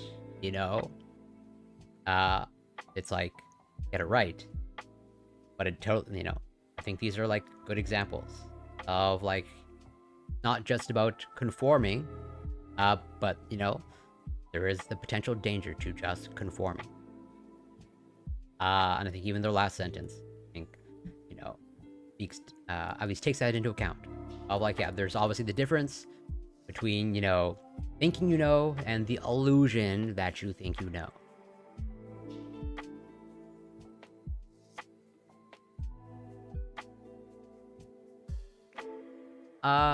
Yeah, I mean, if you want to put it as pandering, I wouldn't disagree with that. But in this case, I guess you can consider me pro-pandering. I think it adds... Personally, I think it adds a nice touch. Personally. But, switching topics on totally something different. Maybe less controversial. Maybe more controversial, I don't know. Maybe there are people that, hate chocolate. Or hate cocoflavanols, because they're in more than just chocolate. But as mentioned, I cover a variety of things, and I cover health and fitness research. And this research came across my eye that I think is pretty cool. And also, it might just be a simple intervention that maybe just about anybody can incorporate. But there's also a caveat here of like this might not be applicable to everyone. This is literally healthy elderly people. But I think there are good reasons that, not just isolated to elderly people. And I would say like, what they found, maybe not miraculous, but I'd say pretty significant.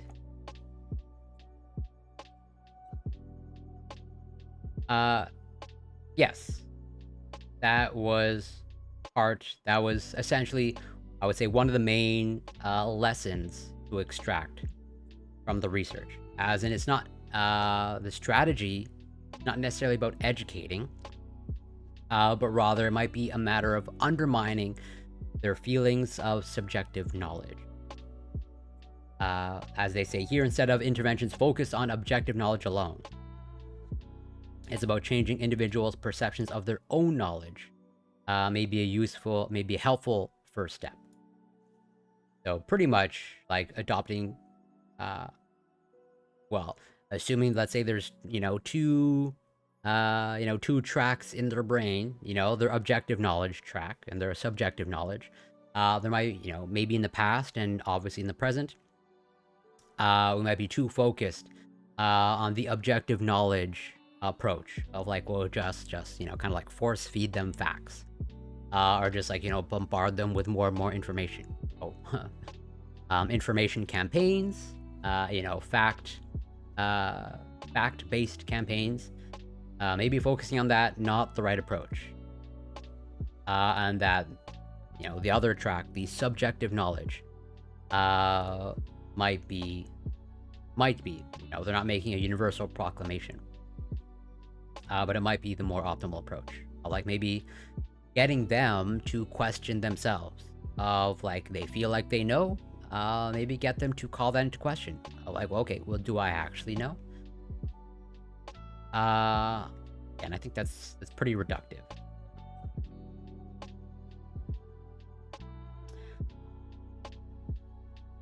But yeah, what I was gonna say about this research. Oh yeah, this research, I think pretty cool for a number of reasons. One, because it seems like, no, I don't think it's human nature. Oh, I don't think that's all human nature.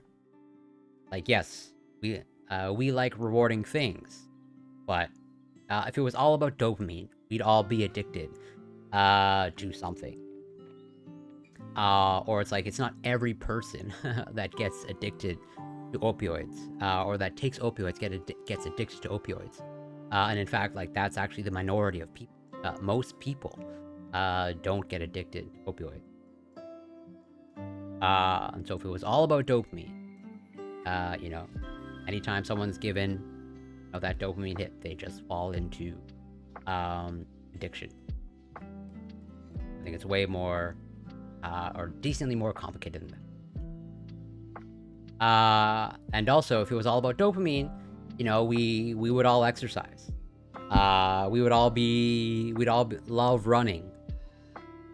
There's quite a bit of research, showing that being physically active, exercise, running, leads to increases in dopamine, and you get a dopamine hit from that. Speak to any person that runs regularly, like myself included. Runner's high is a thing. And yet, I think it's fair to say, I think even the data bears it out. Most people don't get the recommended amount of physical activity per week.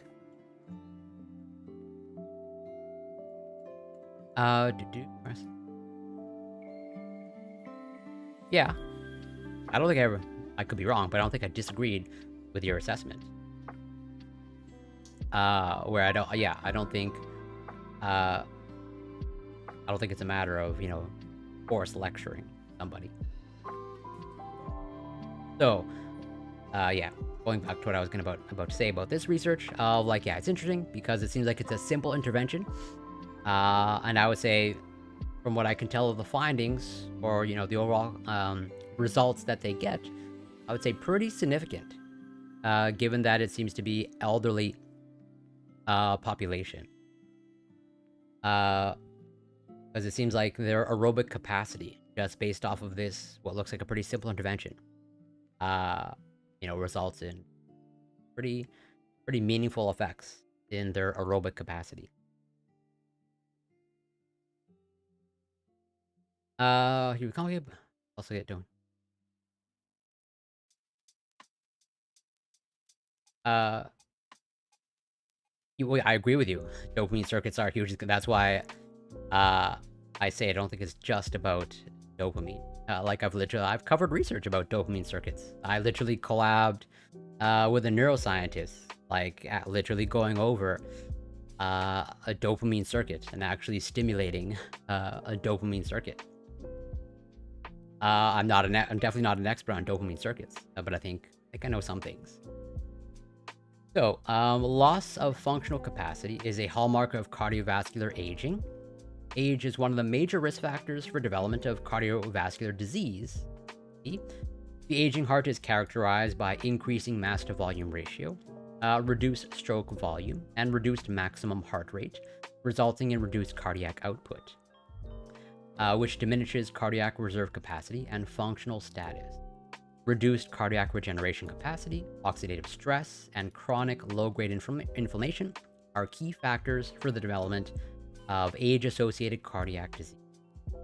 Additionally, aging is associated with endothelial dysfunction and arterial remodeling, culminating in luminal dilation and intimal thickening, which overall predispose for the development of vascular stiffness. So, essentially, broadly speaking, their circulatory system is, degrading. So there's a bunch of physiological changes in their circulatory system that, obviously negatively affects, their circulatory system and their, cardiovascular fitness. So cardiovascular fitness as a strong predictor of mortality is of socioeconomic importance in an aging population worldwide, where costs for care and nursing are growing. Cardiopulmonary exercise testing is the standard non-invasive method for the quantification of exercise capacity and discrimination of underlying reasons for functional limitation. I should probably have read the title. But yeah, cocoflavanols improve peak VO2 and exercise capacity in a randomized, double-blinded clinical trial in healthy elderly people. And one of the reasons why I want to cover it, this is one of the reasons, because be an actual randomized, double-blinded, it's not some epidemiological or case study or observational study. It's an actual, not a clinical trial, but they're testing an intervention, and they have a control group. And again, it seems like the intervention of just like a simple intervention of consuming something. Although there might, as I'll highlight, there might be some conflict of interest. Show me the money. Oh wow, Vulgar Science. Thank you so much for the follow, and also Bob Marley. Thank you so much for the sub. Super appreciated. Welcome to Flavor Country. And yeah, well, welcome. Great to see you. Where was I? Cardiovascular fitness, strong, blah, blah, blah. So cardiopulmonary exercise testing is the standard non-invasive method for quantification. I already read that. The ability of cardiopulmonary exercise testing to assess both peak and submaximal exercise response in a ramp protocol makes it a useful tool in the quantification of capability in daily activities. CPET is a valuable method to estimate prognosis in patients with heart failure and CAD, cardiovascular disease, I imagine. 1 second. Sorry. So, peak oxygen consumption has been independently associated with all-cause mortality, death from heart failure, sudden cardiac death, and functional deterioration in heart failure and hypertrophic cardiomyopathy. High levels of cardiorespiratory fitness are associated with the lowest risk-adjusted all-cause mortality. Cocoflavanols are a subfamily of flavonoids found in various food groups like berries. 15 months. Yeah. Welcome, Vulgar Science. I apologize if I get your names wrong. Well, obviously I know Neuralicia, but I think Layla is the other person. If I got that wrong, I apologize. But hello, welcome. Hope you're doing well. I was lurking a little bit before I went live, and I believe you were covering BPD, or borderline personality disorder. Super interesting, for sure. And I know a little bit of the research about it. And I totally, I'm very curious, at some point, maybe not now, of like, I have a hard time distinguishing between borderline personality disorder and disorganized attachment. Get a Grip mod for Vulgar Science and Neuralicia. Welcome, great to see you. That is $30. And wow, thank you so much for the raid, and shout out to Vulgar Science. Let's see if I can do this properly.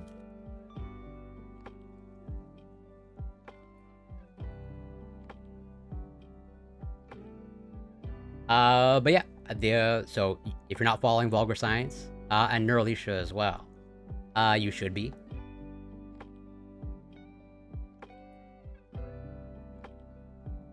Because they're a group of neuroscientists, and they cover neuroscience research, and they're doing, I believe, a series on personality disorders. And I think they were covering just earlier borderline personality disorder. The paper I'm covering now it's a health and fitness paper. Simple, basically, eating chocolate has benefits. There's even past research showing benefits of chocolate, or at least dark chocolate. And here's one showing that, well, it might be also increase your aerobic capacity or your exercise capacity in healthy elderly people. Where it's just straight like, hey, give these people, this kind of like chocolate extract, or, some sort of extract from dark chocolate. And it seems like they perform better in aerobic capacity. Ooh, barely a streamer. And actually, well, I don't know about the whole, well, it depends on the paper, I'll suppose. It's a good question. But like, do I like reading papers and diving? Absolutely. I love it. But I recognize fully it's not for everybody. Like, that is my niche thing. But like, I also do what I like. But I totally understand not everyone likes dissecting papers. There are papers that I just give a quick glance over. Where like, so this one I pretty much read more or less from beginning to end. But this one, I am not going to read beginning to end. I'm just going to try and give some highlights. And in tomorrow or the day after's stream, when I go over this one, so this is an actual neuroscience paper. I'm definitely not going to like dissect this, word for word, because I'm not in any position to dissect this word for word, and pretty much only give the highlights. And that'll just be pretty much also just reading the highlights. As I can't assess this data, this is neuroscience data, or like brain-computer interface data. I'm in no way qualified. Yes.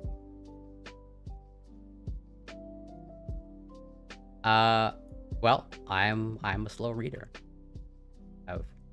That's also my thing. Try to enunciate, and I try to at least make it digestible. But again, I totally recognize that what I like, very niche, and totally not for everybody. But yeah. But pretty much I'm just gonna read like pretty much the introduction, go over the workflow, and then what are their overall main findings. But I'm not gonna be reading statistical analysis or like blood pressure and aortic pressure.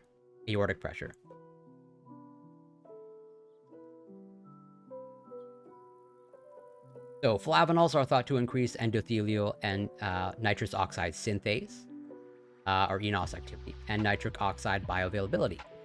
Its major bioactive components in terms of vascular function improvement are epicatechin, or epicatechin, and its metabolites and procyanidins may decrease cholesterol and thereby contribute to long-term vascular effects. The methylxanthes in cocoa and cocoa extracts may contribute to the biological activities of cocoa via enhancing the bioavailability. They exert favorable effects on several cardiovascular health markers, including low-grade inflammation, oxidative stress, endothelial function, cholesterol, and blood pressure. improved endothelial function and reduced vascular stiffness, and normotensive blood pressure positively affect ventricular arterial coupling, leading to improved cardiac output and supposedly better exercise performance. Inorganic nitrate, which also increases nitrous oxide in the circulation, was shown to improve exercise capacity in heart failure with preserved ejection fraction. Several studies have examined the effects of flavanol-rich compounds on exercise performance in healthy volunteers. Decaffeinated green tea extracts have been shown to increase power output and distance covered in a 40 minutes performance trial in recreationally active males. Also, higher ventilation threshold during exercise was recorded after graded cycle exercise and rage. Thank you so much for the lurk, much appreciated. And again, thank you so much for the raid, also super appreciated. And yeah, again, if you're not following Vulgar Science, you should be. So there is evidence for reduced oxygen cost and time trial performance in moderately trained subjects. In one study, dark chocolate ingestion containing only 18 to 36 milligrams of epicatechin was not associated with overall better performance in high-altitude trained cyclists by significantly lower lactate levels in the chocolate group. Our previous work that the amount of epicatechin required to achieve half maximal effects on endothelial function is 31 milligrams, and that maximal is almost reached after the highest dose at 112 milligrams epicatechin. Additionally, our previous studies showed blah blah blah. Yes. So the aim of the current study was to investigate the effect of dietary cocoa flavanols intake on cardiorespiratory fitness and functional status in healthy elderly individuals. Capsules containing a high flavanol cocoa extract were given in a randomized, placebo-controlled, double-blinded trial to healthy elderly humans following structured exercise testing. But I want to point out that so they're just giving capsules, and they're giving capsules of cocoa flavanols, so whatever, extracts from presumably chocolate. And as they say here, the cocoa flavanol and placebo capsules were donated by Mars Inc. Incorporated, which is, you know, whatever, the company that manufactures a whole bunch of chocolate products. Do I think that invalidates this research? No, not at all. But I think it's just, you know, interesting to point out and something to keep in mind, that there may be a slight conflict of interest. But I don't think they highlight that there's no financial interest at all, if I remember correctly. Yeah, no conflict of interest to declare. You know, I don't think any of the authors has any major stake in the Mars Candy Company. Almost certainly just a matter of convenience that they went with that. So just to highlight, you know, pretty much their sample, 68 healthy elderly humans. So yeah, elderly, 55 to 79 was their, you know, their elderly demographic. Large and actually minority. So 28 female and 40 male. Interesting. Kind of like the complete opposite of, you know, typical psychological research, where generally speaking, psychological research is majority women. So their overall workflow, you know, they assessed a bunch for eligibility, and then they randomized. So some were excluded, 35 were excluded. 69 ended up being included in the study, but it looks like, yeah, one of them discontinued, and that's why they ended up with 68. So in the end, they analyzed 33 in the placebo group, and in the, you know, the cocoa flavanol intervention, they analyzed 35. And it was 500 milligrams of cocoa flavanols capsule twice daily, or a nutrient, so yeah, or the placebo. So they're basically taking 1 gram, so 2 capsules, 500 milligrams, so 1 gram of cocoa flavanols in total per day for 30 days. And then they, you know, measure a bunch of cardiorespiratory parameters, blood pressure, aortic pressure, flow-mediated dilatation. So, what are the overall results? The present results demonstrate that the dietary cocoflavanol intake improves exercise capacity in healthy elderly humans. Improvement in cardiorespiratory fitness through dietary intervention may contribute to the maintenance of health in older individuals. The increase in exercise capacity was mainly driven by improvement of cardiac performance, while pulmonary indices were not altered.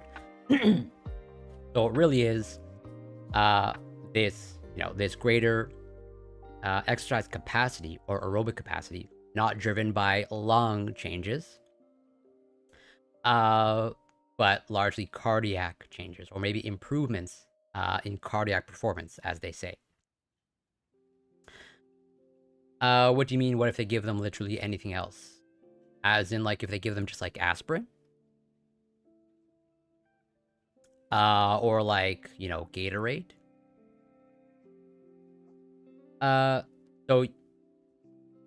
Well, unlike, it's a valid question. One would hope that they would have done their due diligence. I don't know the structures. We could probably look up some of the structures. I mean, it sounds like cocoflavanols are like a bunch of stuff, but I have kind of like an idea.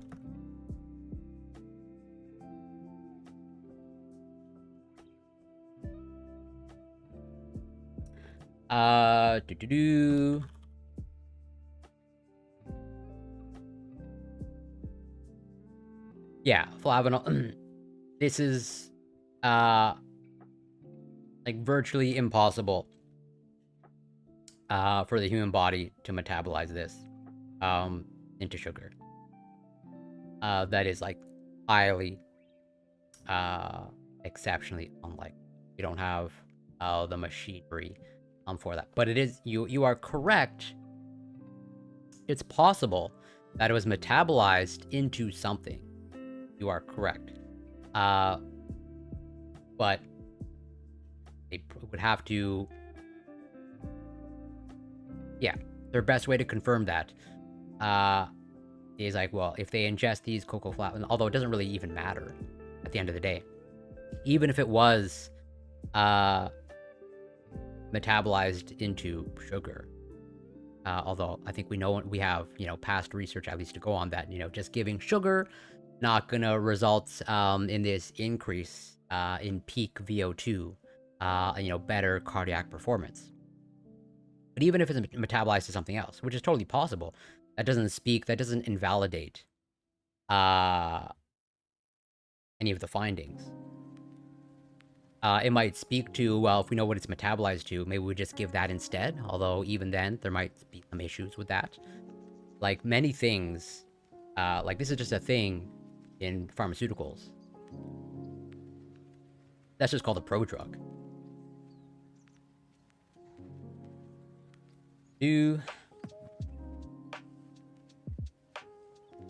Where, yeah, a prodrug is a pharmacologically inactive medication or compound that after intake is metabolized, converted within the body into a pharmacologically active drug. Like this, we intentionally do this. Or like hijack our own machinery or our own body's ability to convert something and metabolize something into something else. Like, yeah, that's why we have this phenomenon of prodrugs. Like very often we sometimes want that, like specifically. I think the example that comes to mind offhand, tramadol, an opioid, or synthetic opioid to be more specific. This one I believe goes under pretty significant metabolism, as in like what's taken by mouth is not like the active substance in the body. There should be a place of mechanism of action. Yeah, exactly. Yeah, the pharmacokinetics, where, you start with your original compound, the tramadol, and this is a synthetic opioid. an opioid pain medication for severe pain. You know, this is the actual structure. But that's not like what we actually care about, or rather, that's not you know, the active ingredient in the body after it's metabolized. As I highlight here, tramadol is converted and delivered to O-desmethyl tramadol. Not like this huge dramatic you know, conversion, but like, yeah, we are using the body's metabolism, as in we want this to be converted. So even if the cocoflavanols are converted into something else, that's not a problem at all. And sometimes that is actually beneficial, as in sometimes, like, you know, the prodrug is like absorbable. That's like one of the barriers of like, yeah, like this particular substance like has benefits for the body, but like if we administer it, you know, via oral ingestion, then it just gets metabolized and destroyed by the metabolism, as in it's no longer active. It can go like in both directions. You can give a substance or a drug to someone, and like, you know, it's the active drug, you know, in circulation, but like it has to be digested, it has to, you know, go through that first past effect, or basically, you know, it basically processed via your metabolism, largely through the liver, and then it can be converted into something inactive. But then again, the opposite, and that's why prodrugs are a thing, where it's like, yeah, we start with inactive, and it's the inactive thing that actually can get absorbed, and it actually can be processed, and is processed into something that is active. So yeah, totally, human body is absolutely complicated. And yeah, I think they highly suspect, well, actually, I guess we'll find out. Because they say that it's largely due, so far, to increases in cardiac performance, but I don't think NO, nitrous oxide. Guess we'll find out, maybe. I don't think effects of NO are largely on the heart, largely due to sort of effects on your circulatory system, endothelial, you know, function. Yeah, it is totally interpret. It wasn't hard to interpret results. Yeah, improvement of cardiac performance, while pulmonary indices were not altered. The chosen amount of cocoflavanols enhanced and lowered arterial blood pressure, both of which may have contributed to improvement in cardiac exercise capacity with significantly increased oxygen carrying capacity per heartbeat. Okay, interesting. Yeah, okay, that actually then makes more sense. So it is likely the nitrous oxide mechanism, where it seems like as a result of, you know, whatever the cocoflavanols are doing, or they're hypothesizing what it is actually doing, enhancing endothelial function, so changes in circulation that allows basically more efficient or getting oxygen more efficiently to the tissues that need it during exercise, but specifically through increased oxygen carrying capacity per heartbeat. According to the World Health Organization, health is considered a state of complete physical, mental, and social well-being, and not merely the absence of disease. Participants in this study were screened prior to randomization to ensure the absence of manifest cardiovascular disease. With increasing age, large artery stiffness develops, including mild increases in central arterial blood pressure. In our study population, elderly participants showed slightly elevated systolic blood pressure with an average of 139 and 137 millimeters of mercury. Blah, blah, blah. Healthy aging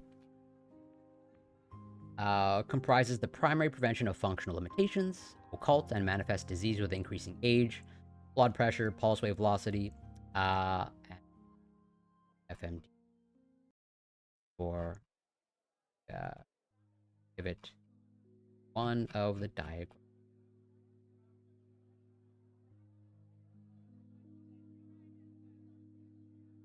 Up. Yeah, flow-mediated dilatation. Right.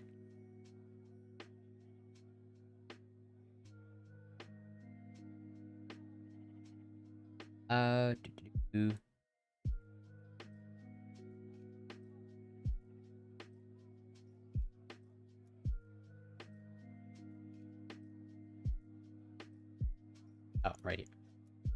Low media dilatation proposed to monitor aging. So young adults under 25 years of age are generally suspected healthy.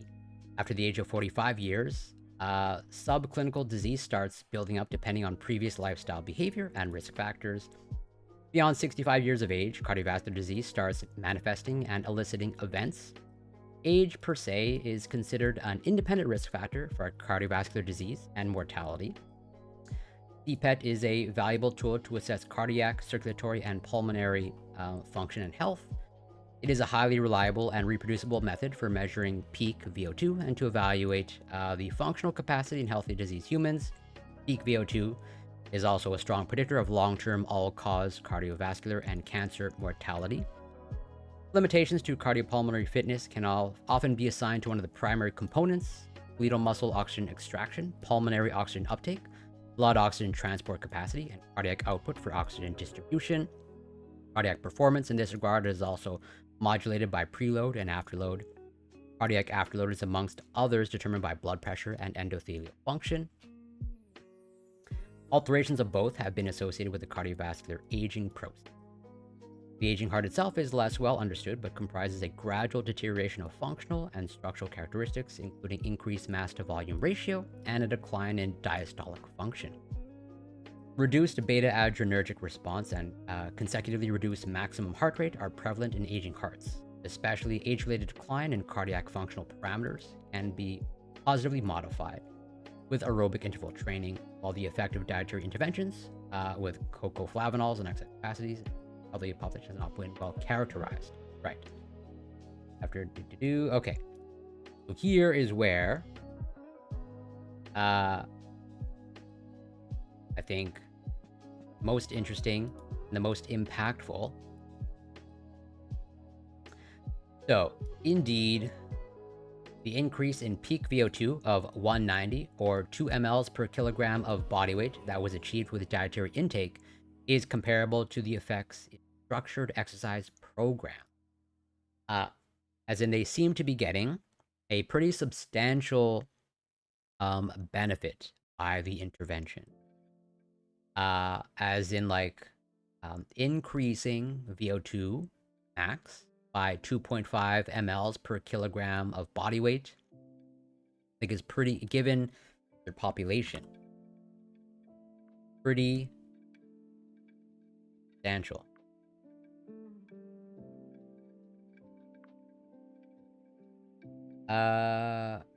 Although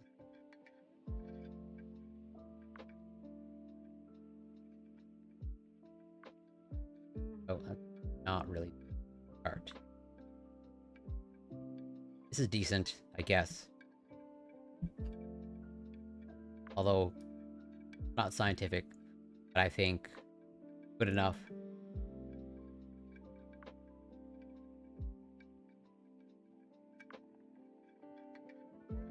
We'll go with men, although it doesn't matter all that much.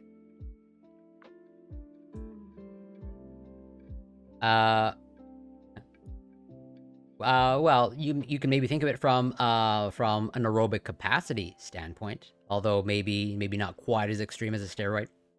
But so here our VO2 max, our VO2 max chart for men. Okay, although it's really not worlds of difference between men and women. But not that it matters much, because regardless of whether it's men or women, the effect still holds, I think, pretty substantially. So you can see, it's milligrams per kilogram per minute. And they say, going back to the research, 2.5 mLs, as in pretty much, it can basically, if you're, so this is a healthy elderly, healthy elderly population. So let's just focus on 65 plus. This can arguably, pretty much, if you look at the above average and go to 65 plus, for VO2 max, and above average VO2 max is, 29 to 32. And they found that it was pretty much able to boost, VO2 by about 2.5. So arguably, it can pretty much move you up like an entire category. Pretty much going from above average to good. or like put you, let's say, on the upper end of good. I know the same trend will largely hold true for women, or maybe it might be magnified a little bit more, where it can pretty much like move you up again an entire like level, going from poor to below average, or even, you know, below average to average. It's pretty substantial boost. Again, given the fact that, you know, it's just 2 capsules of cocoa flavanols, and it's just a 30-day intervention. Well, so the aerobic capacity, it's just a good measure of like, well, mortality, of like, you know, a lot of mortality towards older age is going to be associated with cardiovascular disease. And so if you can improve cardiovascular fitness, well, you should be able to, no guarantees, but you should be able to either extend their lifespan, or, you know, extend their longevity, or also not only extend their longevity, but maybe also increase their quality of life, given the fact that, you know, it would make you a little bit more functional. Well, so it might be, I don't think it's necessarily temporarily. There's, you know, assuming they still have access to the intervention, and, you know, you can buy cocoa flavanols already from whatever, Amazon and whatnot. So, like, you can take this on your own. No reason to think that it's just temporary. And it probably helps you run longer, given the fact that it's increasing the efficiency of your body's ability to, you know, deliver oxygen. It should help you run longer. And changes in VO2 and VO2 max, rather changes in VO2 max, like should correlate strongly to your ability to maybe not necessarily run, because like running is a specific activity, but at the end of the day, it improves your aerobic capacity. That is, I think, the ultimate main message. Good thing. In older adults over 70 years of age, a supervised exercise training with high-intensity intervals improve peak VO2. With increasing age, applicability of physical exercise programs may be limited due to orthopedic diseases, and thus dietary interventions may offer complementary tools to maintain cardiovascular health and fitness. Right. So I think that's one of the strengths, because, again, you're working with an elderly population, although this is a healthy elderly population. But even then, there are likely still some challenges in terms of their mobility, their flexibility, and just, you know, how much exercise they can do, and just their overall capacity. So given the fact that, you know, you can amplify the effect of exercise in a population that, you know, might struggle to exercise and be active, I think that is like a great thing. Comparable to our results, dark chocolate supplementation previously has shown improvements in peak VO2 by 6% versus baseline, and reduced oxygen cost in moderately trained participants. No overall performance benefit despite lower lactate levels. Changes appeared in trained cyclists when only blah blah blah was administered. This suggests that cocoa flavanol-induced improvements might depend on baseline fitness, vascular function status, and sufficient cocoa flavanols to exert an effect. Similarly, in patients with heart failure with preserved ejection fraction, other sources of nitrous oxide like beetroot juice induced about 8% improvement in peak VO2. So you might maybe have the potential for a synergistic effect if you know, through independent studies and research, you know, you're showing this effect of cocoa flavanols. And then you have other research here that they're highlighting of like, well, just beetroot juice also resulted in 8% improvement in peak VO2. Well, then maybe combining both might have a synergistic effect, or might amplify it even more. Maybe. Don't know for sure until you actually run that experiment. But again, these are pretty realistic interventions that I think are, there's not much of a barrier to incorporate them. Like beetroot juice, and like buying simple dietary supplement, taking it like once or twice a day. Don't know power, blah blah blah. Stroke volumes, blah blah blah. Stroke, not super important. They're going through the specific parameters.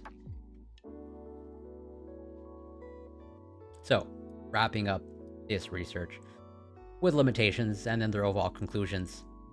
A few limitations of the present study are worth mentioning. First, we did not assess individual exercise behavior nor food diaries addressing estimates of habitual cocoflavanol intake in the participants' regular diet. Right. Maybe, it's possible that, just so happens in the group that was getting the intervention, actually taking the active supplement, you might just happen to already have a diet, or some people had a diet that was rich in cocoflavanols already. So, they weren't controlling their diet, presumably. Second, we did not collect plasma nor urine levels of circulating flavanols and their structurally related or gut microbiome-derived metabolites to ensure regular intake and sufficient absorption. Right, so they weren't confirming that they were actually, not only were they taking it, but like, was it actually like in their body? Like if they're taking their supplement, either, the active ingredient should be in their circulatory system, or like whatever the active metabolite is after it's processed by the metabolism. They were just going basically on faith that they were actually taking it as directed.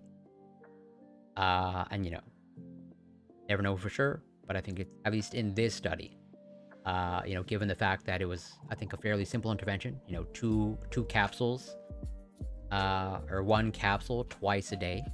Got to take capsules per day. I think that's a fairly mild intervention. And so I think you could be reasonably sure followed it. But it is a caveat to take in mind. I just want to see something. Yeah, 500. Yeah, follow up.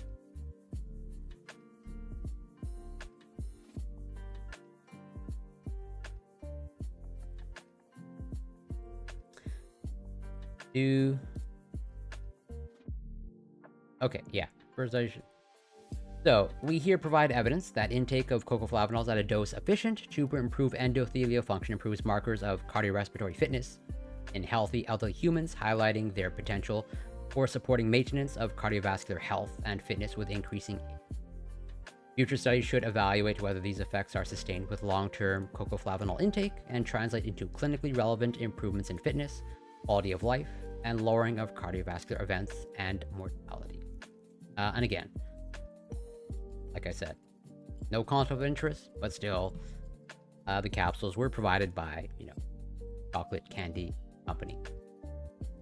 So that's pretty much, those are the main studies that I wanted to cover.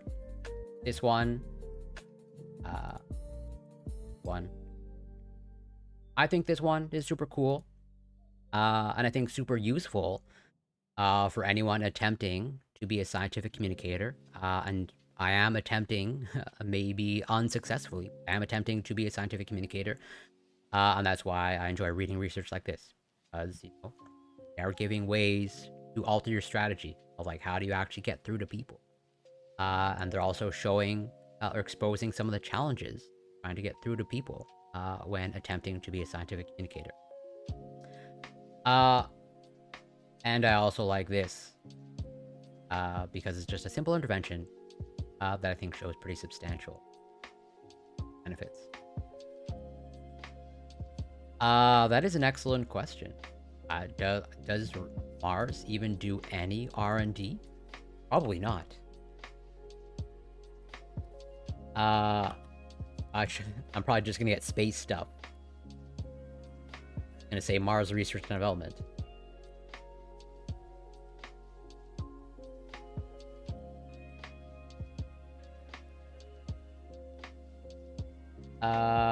This doesn't look like the Mars. Oh. Looks like they have a Cocoa Research and Science. Although this doesn't look like the candy company. But I guess it is. Given the fact.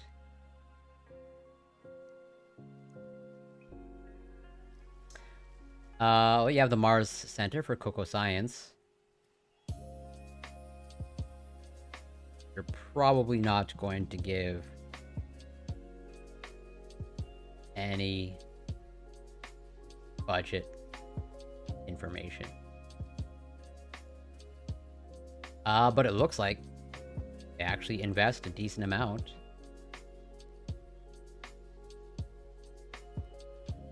Or at least they do attempt to carry out cocoa research. Yeah.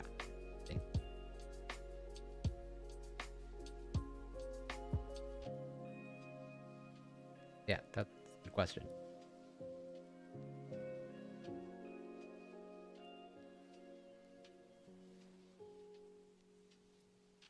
Maybe it's in their history, blah blah blah, 100 years.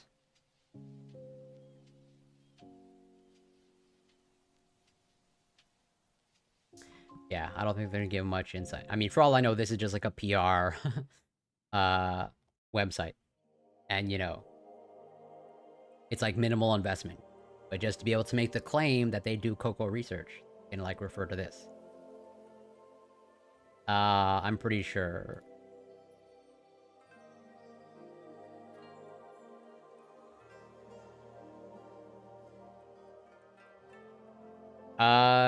Yeah, totally. I have my own research I'd like to talk about. I mean, pretty much just about anything biology or biochemistry related. I will probably like to talk about it. And actually on that note, I mean, I can give a preview of what I plan to cover.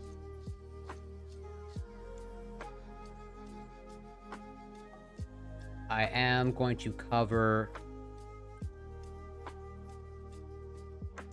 this in the next couple of days, because I think also that is super cool. We're giving insights, like pretty much what they did, okay, without giving too much away. Like they hollowed out a cell of its genetic information, not completely, but they pretty much like stripped away a cell's genetic information to its bare bones. Of like, hey, here's pretty much like the bare minimum that you need to survive. And then they saw how it evolved, and pretty much some interesting things happened that I think provide some pretty cool insights. No, there's nothing really that I don't bring up because it would get repetitive. Arguably, I do. I've covered research like this multiple times before, but I also have multiple articles, you know, going over sort of anti-science or scientific communication and how to do it effectively.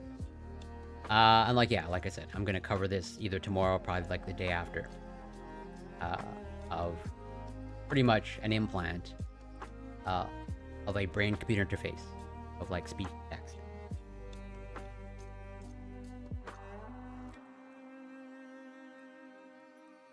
But I do have a couple of smaller articles that I want to go through.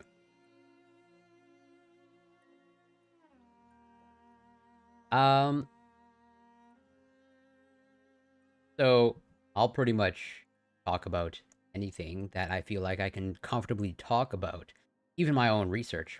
I totally do want to start covering more like biochemistry, not more, but I want to start including more biochemistry related research, even research that, you know, is pretty much overlaps with mine or is like in that same category. I'm just kind of like waiting on obtaining a tablet so I can start drawing things out. Because like very often I feel like I'm very limited in my ability to communicate and actually demonstrate what's going on. I can't like draw it out or like show certain things. Where I've been wanting to cover, let's say, a couple. Yes. Like, there's this one that I've been wanting to cover for a while in terms of like gene editing and CRISPR-Cas, but it's difficult to cover, or at least I think it's difficult to cover without like drawing things out and like try and actually showing what's going on when it comes to like gene editing. And like I've actually covered this paper, and I'm glad that I covered it. But I felt like I was limited in my ability to cover it because I couldn't draw out things. Like this is a protein structure paper that is super cool and super interesting. But I think I would have been able to do it justice better if I were able to draw things out. Because like protein structures, while they're talking about protein structures without figures and drawing things out, I think something gets lost, or, you know, I don't think I'm able to get the idea across I want to get over. So I'm kind of like waiting. I should be getting a tablet pretty soon. I think in the next 2 to 3 weeks. That's my timeline. Maybe at most a month. Right now I'm just like on the market looking for an appropriate tablet to buy. Well, so I'm not here to, what I will say is, I'm not here to like bombard people with information. At least that's not my style. And I understand my style is not for everybody. But I actually do enjoy going slow because I think there's a problem personally with people digesting information too fast or thinking they know something, going back to the research that I covered, of like thinking you understand something when maybe you don't. And I like to take time, totally. That's unlikely to change anytime soon. It's definitely not my style to just like blast information. Because I think that's contributing personally to the problem. And like people like literally just like scrolling through social media thinking, yeah, I got this information, and then moving on. Or people, yeah. Me reading articles in full is slow, but I think it's a problem that people don't read articles in full. On that, you know, maybe they come to conclusions too quickly, you know, halfway through an article, don't read the rest. But that is my philosophy, and I totally understand if anybody disagrees with it, or hates it, or finds it boring. I definitely don't hold that against anybody, for sure. But this is a smaller article that I want to cover, or go over, or read, because I think it is an important thing to highlight that most people don't know about, understandably. Like, unless you're like in the sciences and you're actually able to see what scientists do, or what life scientists do in the lab, and how lab work is carried out, you're not going to know of the wasteful nature of science, but that's built in, and doesn't seem to be much that we can do about it. Like, everything is single use. I totally feel guilty, or have felt guilty in the past, of like all of the plastic waste that I can generate in a day's work, of like everything single use. I think this picture here is just like a good example. Everything here is plastic. All the small tubes here in the rack, plastic, and they're all single use. Almost almost guaranteed these are all going to be thrown out.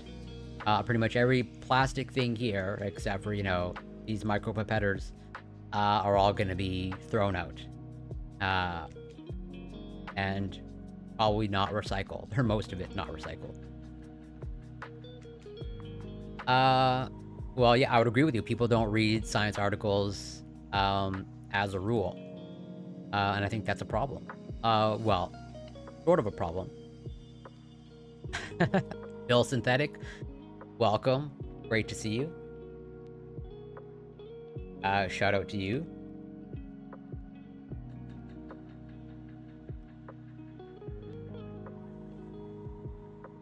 I hope you're doing well. No. So there's a reason why everything here is single use, because we can't just wash stuff. We want things to, like, be sterile, okay? And, like, once it's opened, and we start using it, it's no longer sterile. So we gotta throw it away.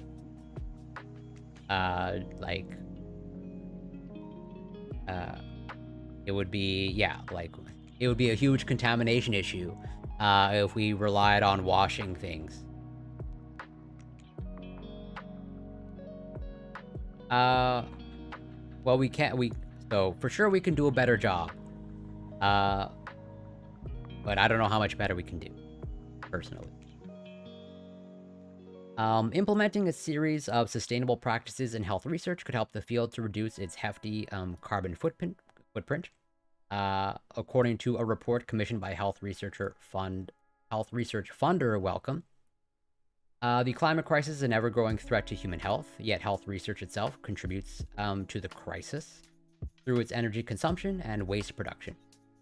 A 2011 study found that a single clinical trial can produce around 180 tons of carbon dioxide in a year, the equivalent of what 35 UK residents produced annually. Cold storage in laboratories is one of the largest consumers of energy in the field.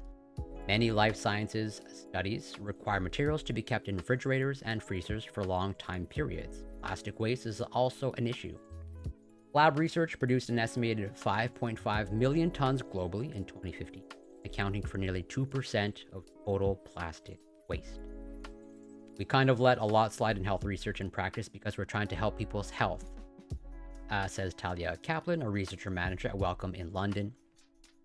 Wellcome's report, published on 2nd of August, reviewed existing efforts by health researchers around the world to reduce energy use and waste. It identified 146 sustainability initiatives, which it categorized into 8 types, including staff networks, campaigns, measurement tools, and certification programs. An example is Future Earth, a global network of scientists that promotes sustainability efforts through its own initiatives, as well as by working with funders and raising awareness in the research community. Another is the Laboratory Efficiency Assessment Framework, or LEAF, a program that awards participating labs a gold, silver, or bronze certificate, depending on their sustainability level, over a 2-year trial period at 23 research sites in the United Kingdom and Ireland. The program reduced carbon dioxide emissions by 648 tons. LEAF's reach has now spread to 85 institutions in 6. Alison Hunter, Lab Efficiency Resource Advisor at Imperial College London, says that researchers are becoming increasingly concerned about sustainability.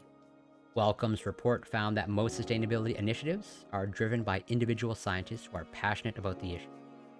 Almost all the initiatives identified in its report were voluntary, but even when individuals are willing to invest in sustainable working practices, coordination and resources are still needed, says Hunter.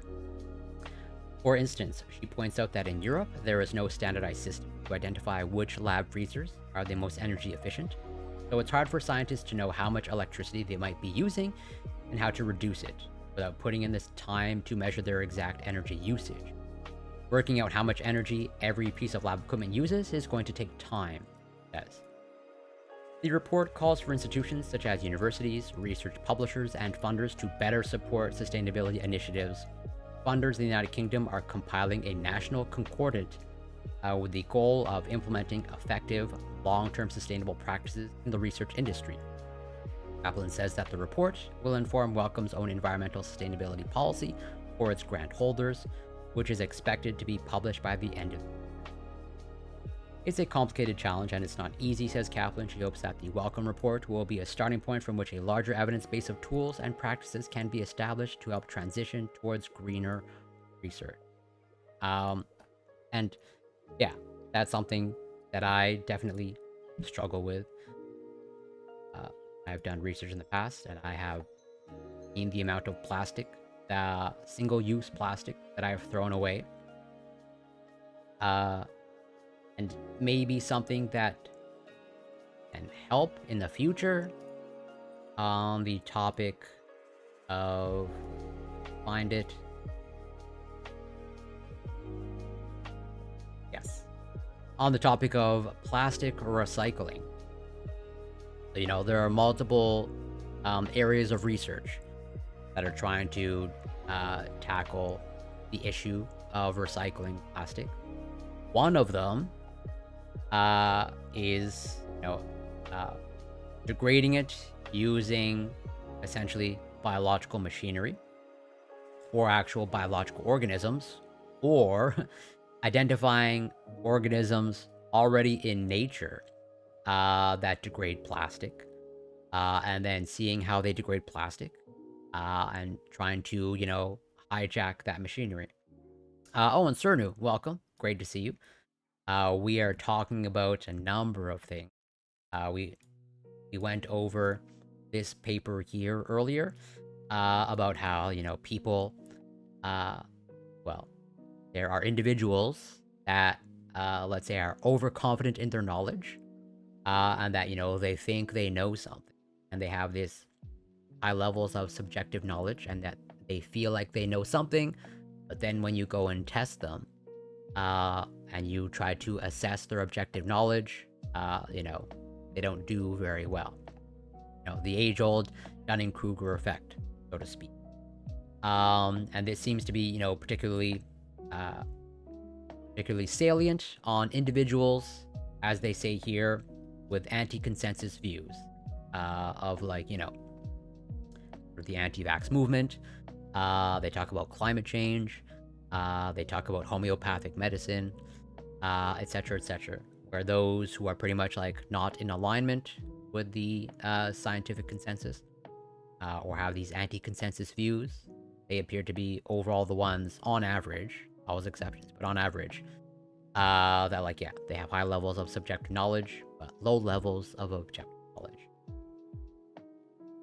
And then we went over research about basically how certain extracts from chocolate might be able to increase your exercise capacity. Or not might, it actually looks like it does increase your exercise capacity. And then, I was covering this briefly, although this is research, again, going back to research that I want to cover in the future, but covering it is difficult without actually me drawing things out. So I'm waiting until I'm able to draw things out. So there's this area of research that is basically trying to, tackle the issue of, plastic in the environment, and how do we either get rid of it, degrade it. And one of them is through basically degrading it with enzymes that are found in nature, which that has actually already, let's say, been discovered. As in, we know that there are organisms in the environment, or in very niche environments, that have the ability to degrade plastic, break it down, and basically use it, as a carbon source. They can break it down and they can basically eat it, so to speak. And that's, one of the areas of research is to find out how they're doing that. But one of the primary issues with it, that's fair. There's totally a variety. Well, it's a fair criticism for sure, of talking about this specific type of plastic. But understandably, not very many people know that there are almost an infinite variety of different plastics. People just think of plastic as I think one monolithic thing. But regardless, even talking about just about any type of plastic, you know, if there is something that needs to be broken down in the environment, almost certainly there's going to be an organism that has found a way to break it down, regardless of the type of plastic. Because microorganisms are super interesting and super adaptable. But yeah, what I was about to say is so we have found organisms in the environment that can break down plastic. But the issue is, pretty much one of the major issues is they do it slowly. It's well, they're microorganisms. They don't need a lot of plastic, they just need trace amounts or microscopic amounts. So, they don't need an entire, Coke bottle worth of plastic. And so they don't do it very quickly. So one of the areas of research is okay, well, we know that these microorganisms can, break down plastic, but now maybe can we actually make it better? Can we accelerate the process? Or rather, can we extract the machinery, specifically the enzymatic machinery that they use, and can we pretty much, engineer it to make it better and more efficient?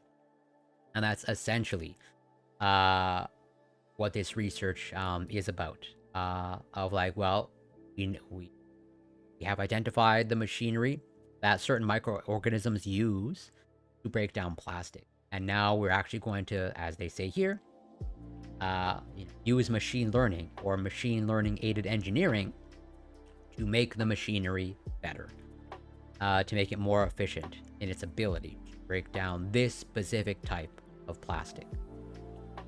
But there's very little reason why, it can't be applied.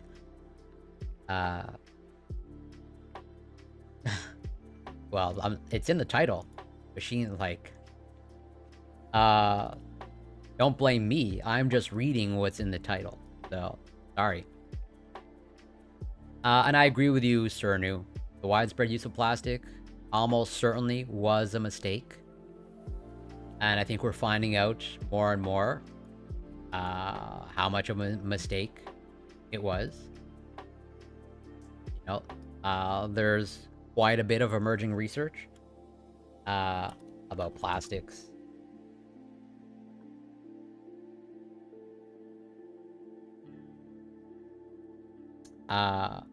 Pretty much plastics present at every level our food environment, or just our environment at large, and that even in our bodies now. Find it.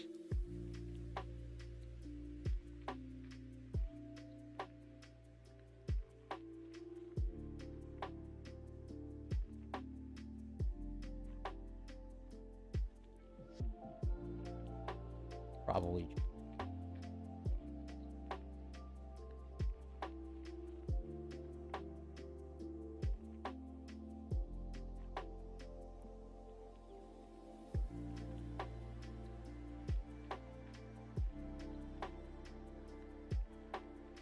But yeah, they've clearly infiltrated pretty much just about everything found in milk products. And there's also this distinction to make between microplastics and nanoplastics. Pretty much I don't think there's any real official definition per se of microplastics. But yeah, plastic is everywhere, and the issue only appears to be getting worse over time. Our efforts, banning single-use plastic bags, at least in my area, Quebec, or my province, or I think even across Canada, where we have phased out single-use plastic bags. And I think we have or are in the process of like phasing out single-use plastic fast food containers, etc., etc.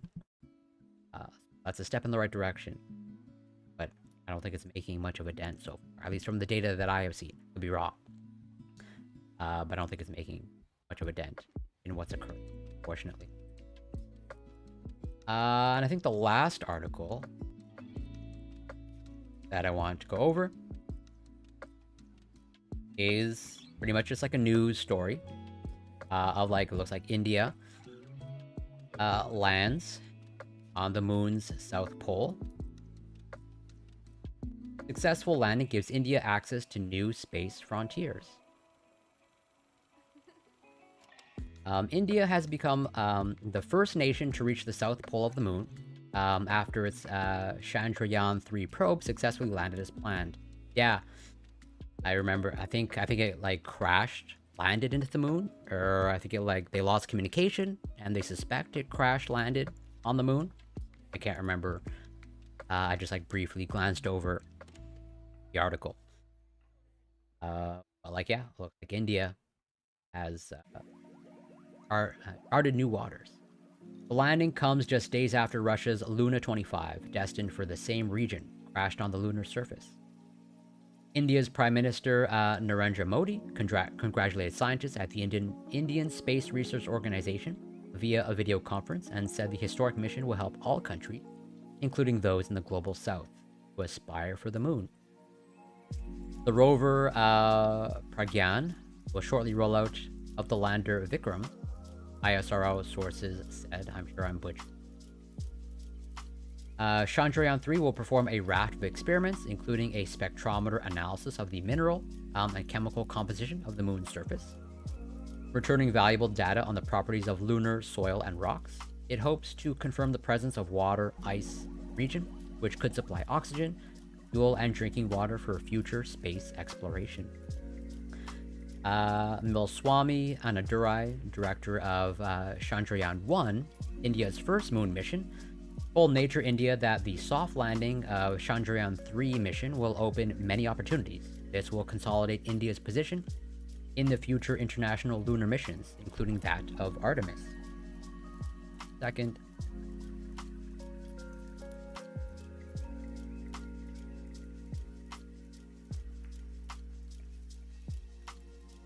Scott Hubbard, a former NASA Ames Center director, now with Stanford University, seems like everybody with Stanford University, said safely landing a spacecraft on another world is an outstanding scientific and engineering achievement.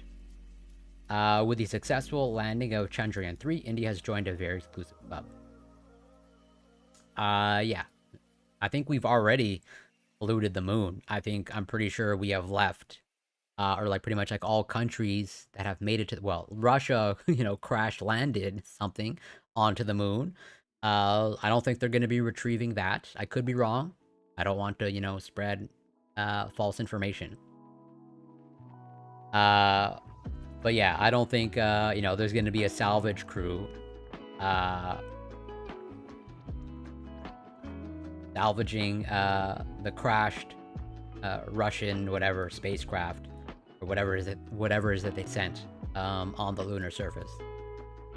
And I'm pretty sure that holds true for a lot of the United States trips to the moon, where I'm pretty sure, like, I don't think it's filled with litter, but I think there's, just over time, it's gonna get worse and worse. Yeah, I'm sure there's still plenty to pill. And well, yeah, and I understand the sentiment you're trying to convey. Greatest animals. Where was... Yes. The voyage by Indian Space Research Organization started on July 14th. Launch vehicle LVM-3 sent Chandrayaan-3 on a 384,000-kilometer journey from the Satish Dhawan Space Center in Sriharikota on India's southeast coast. Chandrayaan-3 orbited Earth several times to gain speed before embarking on its month-long lunar trajectory.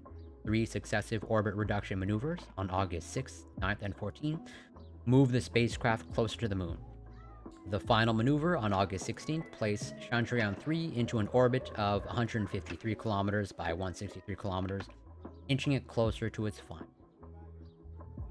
On August 17th, the lander separated from the propulsion module on August 17th and slowed to place itself in an orbit where the Paraloon, orbit's close point to the moon, was 30 kilometers, and Apolloon, farthest point from the moon, was 100 kilometers. India's first moon mission had discovered water molecules on the lunar surface. The second mission, Chandrayaan-2 in 2019, crashed during the crucial touchdown. Chandrayaan-3 comprises an Indian-built lander module, propulsion module, and a rover. The mission goal is to develop and demonstrate new technologies for interplanetary missions. The Vikram lander carries an instrument called Chandra's Surface Thermophysical Experiment, CHASTE. Interesting, I guess, naming convention. To measure surface thermal properties, an instrument for lunar seismic activity, ILSA, to measure seismicity around the landing site, the radio anatomy of moon-bound hypersensitive ionosphere and atmosphere, to study the gas and plasma environment, and a passive laser retroreflector array provided by NASA for lunar ranging studies. I have no issues with India. I think, they're in a very difficult, as far as I can tell, definitely not an expert on India. But it seems like they're grappling with a lot of issues in terms of, like, it seems like they're seeing quite a bit of economic development, but there's still a lot of regions that, are living in poverty. And it seems like there's still issues with, like, the caste system, etc., etc. But overall, it seems like, slowly over time, they're moving in, the right direction, in my opinion. But I will also fully admit that I don't much. Or, like, I have a very surface level understanding of it yet.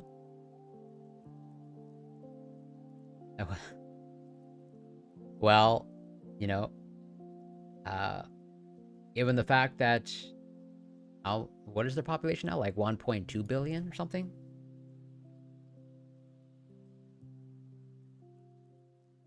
Or 1.4? And I believe it's projected to, like, I think, in contrast to China, which I think is projected to shrink pretty substantially over the next coming decades. I think it's the opposite direction, if I remember correctly, when it comes to India. I think that poses a problem.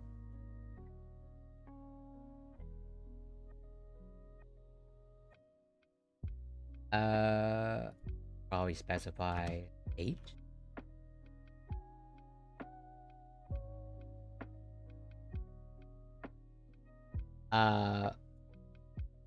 What is this convention? 1.66.8 crore?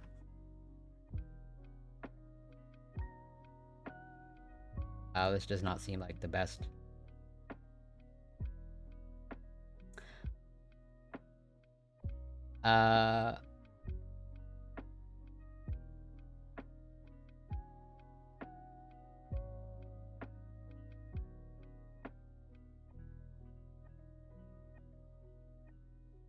Yeah, so 1 point, so yeah, at the very least, I think projected to grow.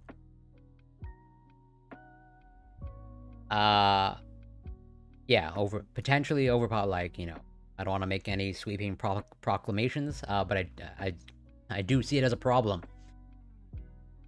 And that is my understanding, or at least not the greatest actors, not the worst, but also not the greatest. And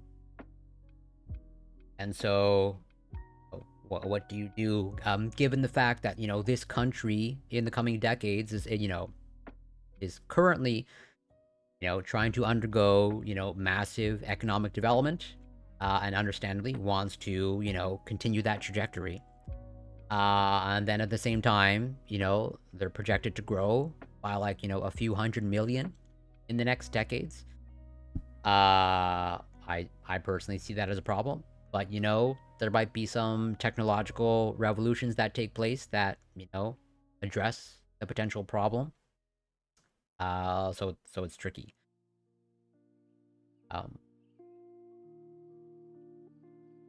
Yeah, exactly. Flip it. Nuke them. Back to the clip.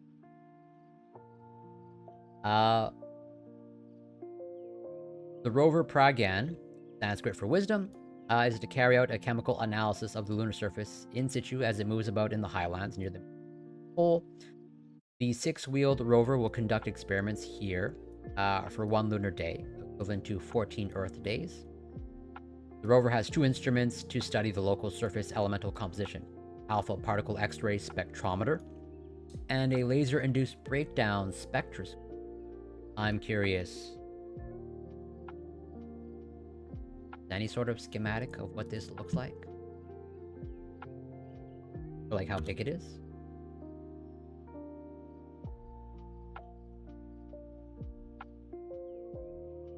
Okay. Seems like it's pretty small. Compact. I guess makes sense for a rover.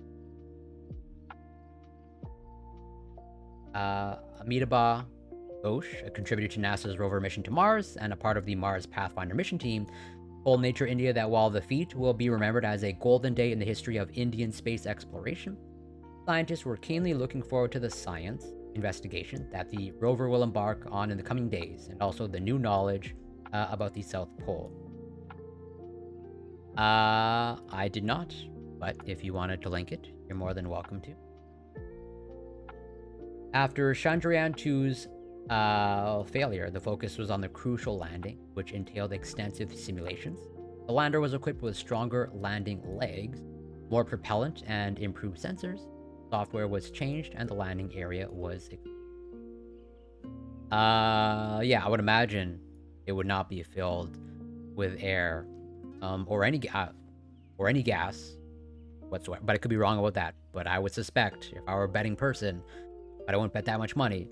But like, yeah, it wouldn't make sense that, like, you know, on an interstellar trip to the moon, that, you know, they would rely on inflated tires. But I'm not, you know, an aerospace engineer. But that seems like a bad call, personally. You know, with, let's say, changes in pressure, just to name like one thing. And just like the chance of like a puncture, or like in the event of like a puncture, and like how do you like refill it and whatnot. Yeah, it seems like that would be destined to fail. But like, what do I know? I could be totally wrong. Thank you so much for the link.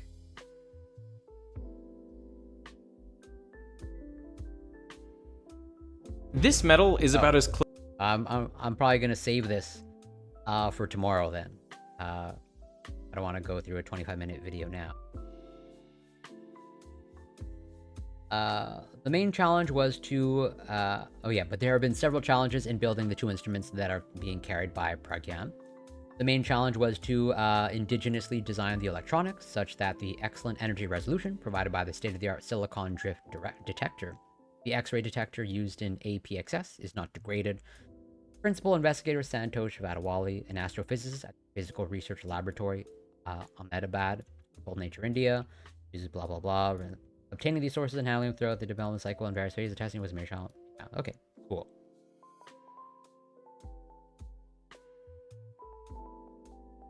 Nothing super. I'm curious as so, like, this looks like the alpha particle X-ray spectrometer. That's one of the instruments that's used, presumably on like the rover, and it seems pretty small.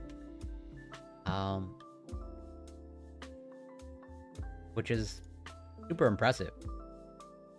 But like, when I compare it, like, I use a spectrometer, totally different one, not X-ray.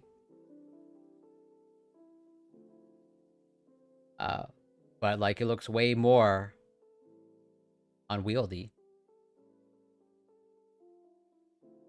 Why do I not have something more compact than the Space Rover?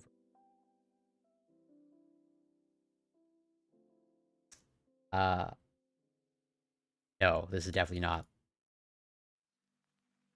It's one of the most like run-of-the-mill, like just about every biochemistry lab or almost every biology lab will have access like this. This is like well, when I teach undergrads biochemistry, like just about every group, so like 12 groups of students, there will be 12 of these. Like this is like one of the workhorses. Simple like protein work. So. But I'm surprised, like, I guess there's nothing to scale. But like, let's just say the alpha particle X-ray spectrometer, which seems way more complicated. But I don't know for sure. I'm pretty sure it is, given that it's X-rays. Seems like way more smaller and compact than my simple, like this is not X-ray, UV vis, but this should be in principle much simpler technology. The coolest machine that I get to use in life would probably be, well, there's a reason why I worked for a company that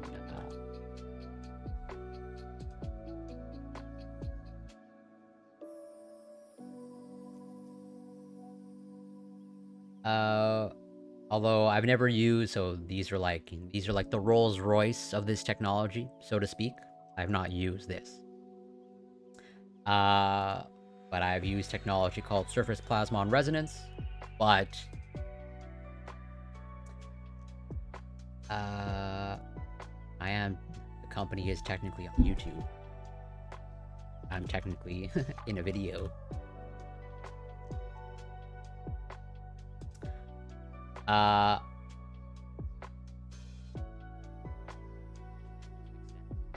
yeah, this me. So this is actually compact.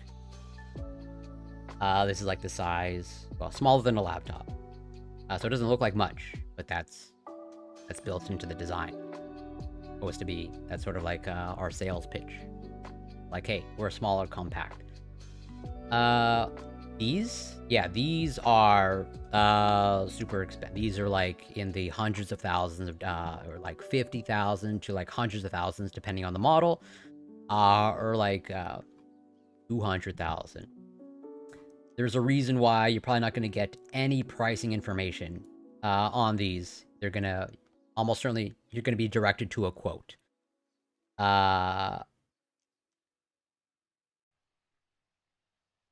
Like, you need to sort of acquire them. It's like, yeah, you don't, there's no pricing information here.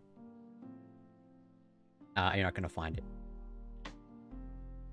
One, because like, yeah, the prices are super high. And two, they don't necessarily want to, they don't want to, you know, advertise a price because you know, they also want to reserve the right to overcharge.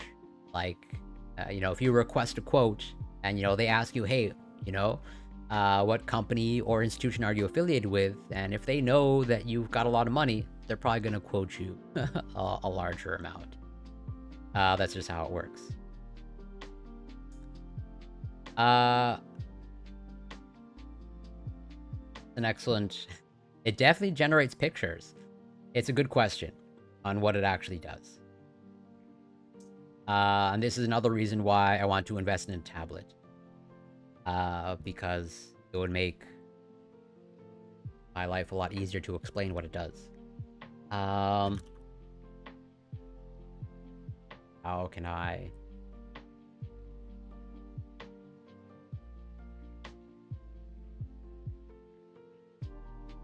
of my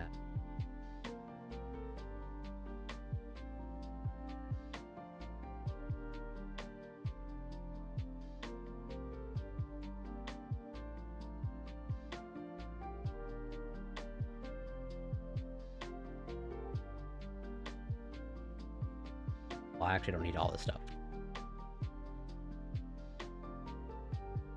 No, it's not space. So definitely the type of data. Like none of this is going to be. It gives you kinetic data about protein-protein interactions, or generally speaking, that's what it gives. That unless like you're in the field or like you're a biochemist or biologist, that's not going to mean anything to you. What it does, okay? You can kind of think of it. I'm gonna try. I don't need the. Okay. How can I draw this out? Yeah, exactly. Like that's it's going to be way more rampant in science and research. It's like yeah.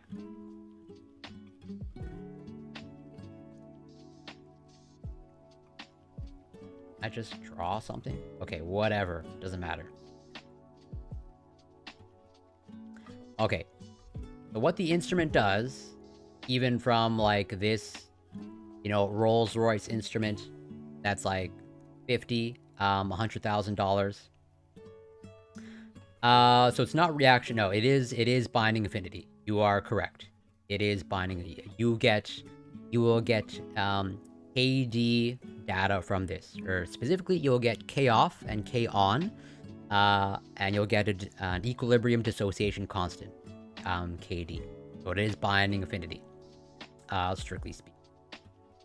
Or rather, it's kinetic data in the form of K off and K on, and then you get your equilibrium dissociation constant. But yeah, from like this Rolls-Royce instrument to like the other one that stars me, the small, you know, lunchbox size one. The principle is overall the same, although small. There are some small differences. But what happens is you have a gold prism, and that's what's depicted. That's my attempt at depicting it here. Of like you have a prism, and you have this coating of gold on the top, and that's what this is. And then you have light that illuminates the prism. That's depicted by this black line. You have light that results in the phenomenon that, hence the term surface plasmon resonance. You get, you know, plasmon resonance at the gold surface. And what happens, or what this plasmon resonance at the gold surface allows you to do, like within a specific distance, okay? If you put, let's say, a protein on the surface, there's multiple ways of doing that. Okay? But you can pretty much put a protein on the surface, and that's what this little thing depicts here. Of like, hey, I'm gonna stick a protein on the surface, and then what will typically happen for the vast majority of surface plasmon resonance instruments is like you'll have liquid flowing over the surface. Okay, typically some sort of aqueous, you know, solution. Just think of it as water. But then at some point we will like flow in, you know, another protein, very often an antibody that we think or should bind to the protein that we have on the surface. And then, you know, as it flows, you know, it should bind, or if it does actually bind, like you actually get a signal. Called surface plasmon resonance. Because like, well, as a result of the light hitting the prism at a specific angle, and a specific wavelength of light, okay, and then it pretty much like hits the gold surface, then it becomes essentially a biosensing surface, as in you can pretty much, within a certain distance, pretty much the further away that you get from the surface, you can't like detect infinitely. Like if you go even just like, I can't remember exactly like the distance of the sensing surface, but let's say if you're within, you know, zoom it out and exaggerate it, you know, think of it as like you need to be like within 1 millimeter of the surface. It's way smaller than that, just to make it for simplicity's sake. if you're within 1 millimeter of, the surface plasmon resonance phenomenon at the cold surface, and, something is sticking there, you will detect it. You'll get a signal in your software. As in, as this antibody flows over, and it sticks, assuming it's within the detection limit, which it should be, then you will see this, what we call a binding event. We will see this protein-protein interaction in real time. Or rather, we'll see the binding. We're not going to see the actual molecules of the protein, but we'll see the phenomenon of the binding, or, what can be assumed is a binding event. And then we can extract a whole bunch of other data from that. That is an excellent question. So, at the end of the day,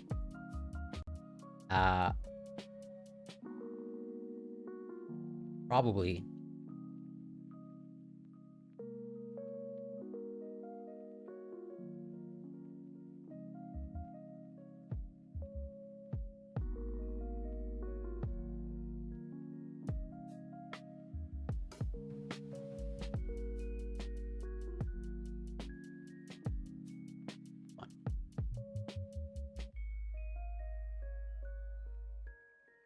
any open.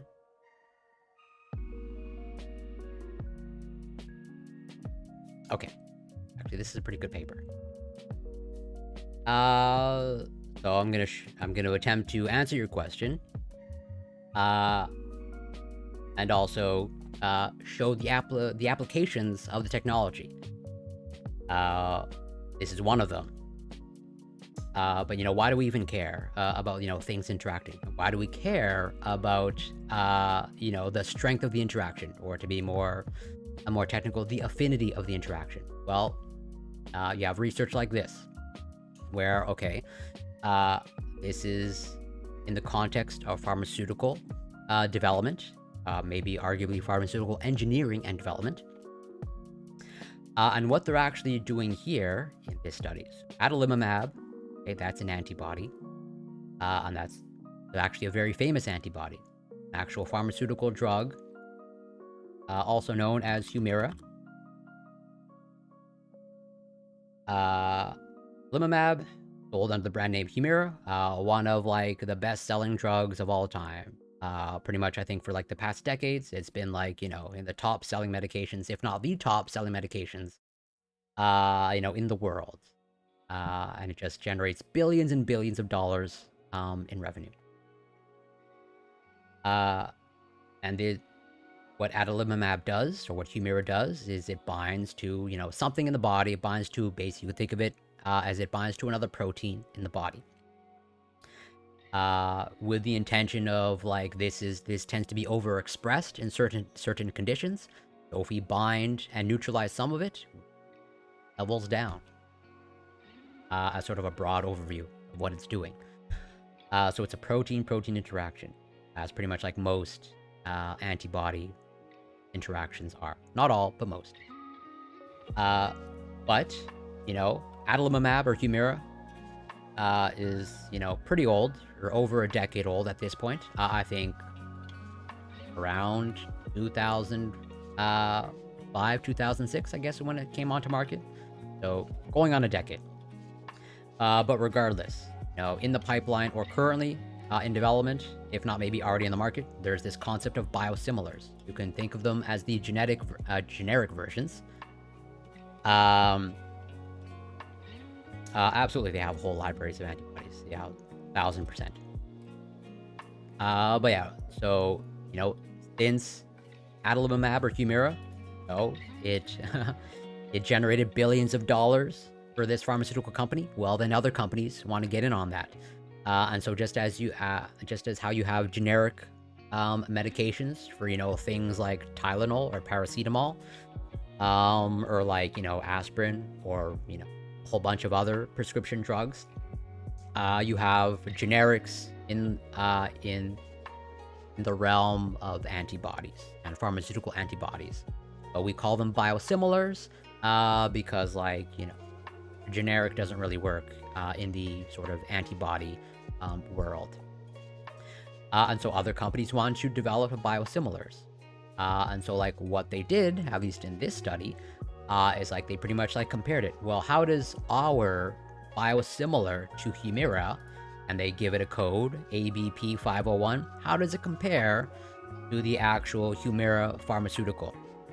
Ours is a biosimilar, and they actually use SPR to test that out. Where I should have it highlighted. Actual methodology. Where? Yes, right here. The kinetics of binding, blah, blah, blah, were determined by surface plasmon resonance using one of the Rolls-Royce of SPR. You know, no surprise in pharmaceutical development. They're going to use, like, the best equipment. Like, this is, you know, the, you know, $100,000 type of equipment. And they're using this for a reason, because it's one of the few techniques where you can actually, you know, get the type of affinity information that they're looking for. This is strictly, not strictly, rather than is in the vein of pharmaceutical development, and they're pretty much like literally trying to assess, okay, how does our pharmaceutical compare to the original and current one on the market? And they you know, they'll give parameters. So that's why I mentioned KD.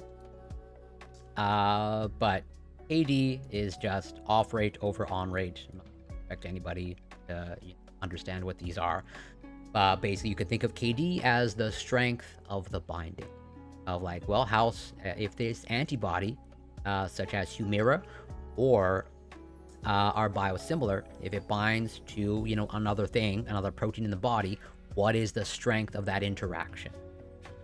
And this KD is basically a measure of the strength or affinity of the interaction. And it's an inverse relationship, without getting into the details why. But the lower the number, the stronger the interaction. Or the higher the affinity. And as you can see here, you know, they have their biosimilar, and they have their KD variables here, and they pretty much all range from like 46, pretty much between 45 and 55. And they're comparing it to, you know, the actual pharmaceutical, the actual Humira. And you can see that pretty much distribution's pretty tight, or like the biosimilar compares pretty much very closely, if not identical, to the Humira pharmaceutical.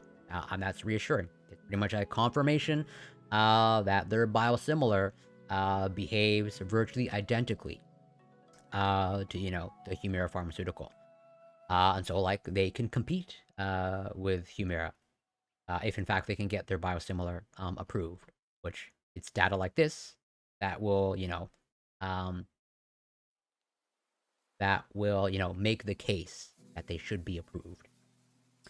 So to answer your question, going back, I say all this of like, how long do the individual binding events last? So, go here, in the data, you know, on rate versus off rate. And if you look at the units, okay, the units are 1 over milliseconds and 1 over second. So like, they're very fast. And so it might be counterintuitive in terms of like, well, if it's just like, you know, less than a second per se, or like, you know, an actual second, although it is actually much less than that, then it's like, well, if it's just like binding for less than a second, well, then why, and how is it doing anything? If, like, you know, if it's a snapshot of a binding event. Because the reality is, it's not just like binding and sticking. You know, you have, even though I'm showing in my, you know, very simple diagram, why I wish I was able to draw things out, but that's coming in the future. But, you know, here I'm just showing, you know, one protein-protein interaction, one antibody binding to one other protein. But that's not actually how, you know, things occur, you know, either in, you know, whatever, a test tube, or, you know, a small plastic tube, or in an actual body. What you actually have is you have, tens of millions or you have billions of molecules floating around in solution. And so it's a dynamic situation where if you have billions of or hundreds of millions of the antibodies floating around, well then as one binds, okay, and then it unbinds, well then another one can bind. You pretty much have this dynamic situation where if an antibody binds, it can also unbind. And that's pretty much like how binding events occur. You have this consistent sort of phenomenon or dynamic situation where things are constantly binding and unbinding, binding and unbinding. And it's just a matter of what the actual balance is. Do you have more things binding or do you have more things unbinding? No, you don't have to wait for the water. Pretty much everything, proteins will virtually always behave. Any protein experiment will always be in solution. It's exceptionally rare that you'll ever have any sort of binding event that is not in solution or not under overall aqueous conditions. Or pretty much not dry conditions. There are water molecules in the way, totally. Or rather, there's a bunch of, let's say, aqueous stuff in the way, absolutely. But the thermodynamics that drive the protein-protein interactions, totally overcome that. And if anything, in this case, in this technique, the water molecules actually kind of help because you need that flow. You need it's gonna get super complicated if I start breaking down surface plasmon resonance, but flow is critical to this technique. You're flowing over your antibody. You're not just sticking it there on the surface. You're literally injecting a sample and it's flowing over the surface. And that's another reason why they call it surface plasmon resonance, because you're flowing over stuff over the surface. And so it's not a binary. It's not hey, the antibody binds and it's stuck there. It's no, it will unbind, okay? And it'll unbind based off of the parameters highlighted here of on rate versus off rate. Pretty much as sort of the term implies, how much on, how much off. And so you always have this dynamic situation. And so it's just a matter of balance.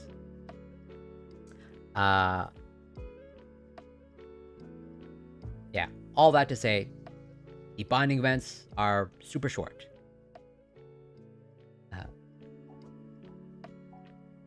So that is a fantastic question.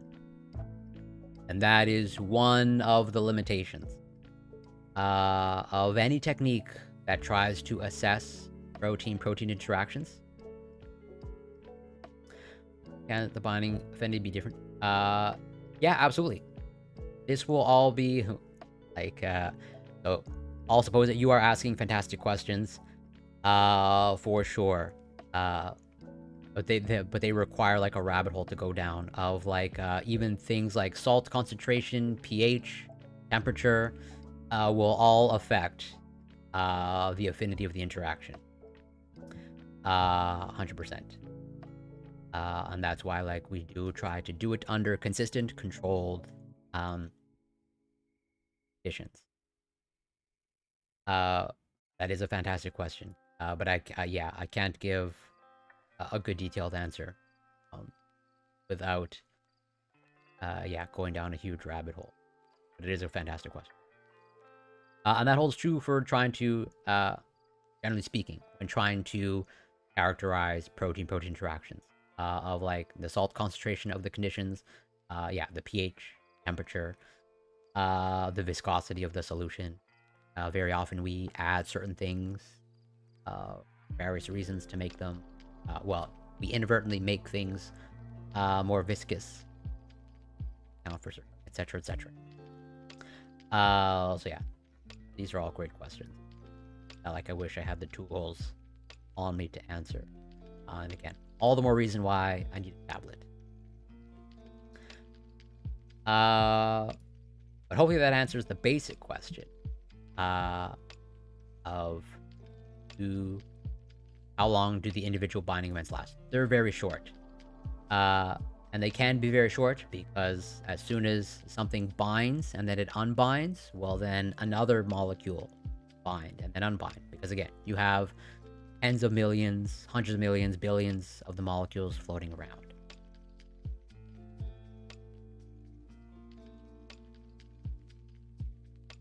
So that's pretty much all I want to, well, not only all that I want to cover for this stream, but and then some. I definitely did not expect to go down a rabbit hole of SPR. But that's not a complaint. So let's just say if I have any sort of expertise, it's in SPR. You know, I have given lectures. Well, this is not a good example.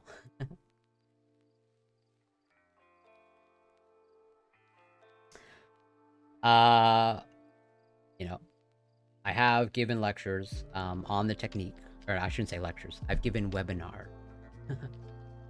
on the technique. At least one, maybe more. So if I have any sort of expertise, it's in that technique. And that's something that I can pretty much like talk about just about ever, or I can like consistently revisit it. Yeah, I'm on the same page. I gotta sleep too. I also gotta eat something. So with that, I'm gonna see if I can find someone to raid, and thank everyone for passing by. Oh, Nerdwino is streaming. I think we're going to raid into them.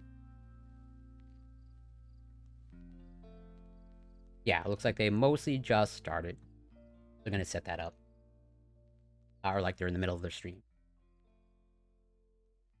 So yeah, I want to thank everyone for passing by. Also Poser, super appreciated. Both feedback and the great questions. You asked fantastic questions. I apologize if I couldn't answer them all. In the future I can. Or at least if I have better tools, I can. Bob Marley, always a pleasure. And thank you for sending that research that I covered on stream. Always super appreciated. Bill Synthetic, thank you.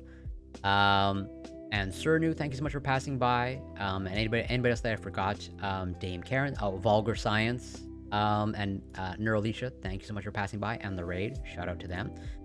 I'll be back tomorrow at roughly around the same time, maybe a little bit earlier. I'm gonna try start stream earlier, but no guarantees. I plan to go over like this page. I'm not gonna cover it in depthly, over the highlights, and maybe a few science react. I'm gonna save this how NASA reinvented the wheel for tomorrow.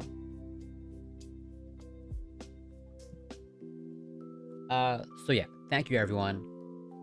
Raid into Nerduino.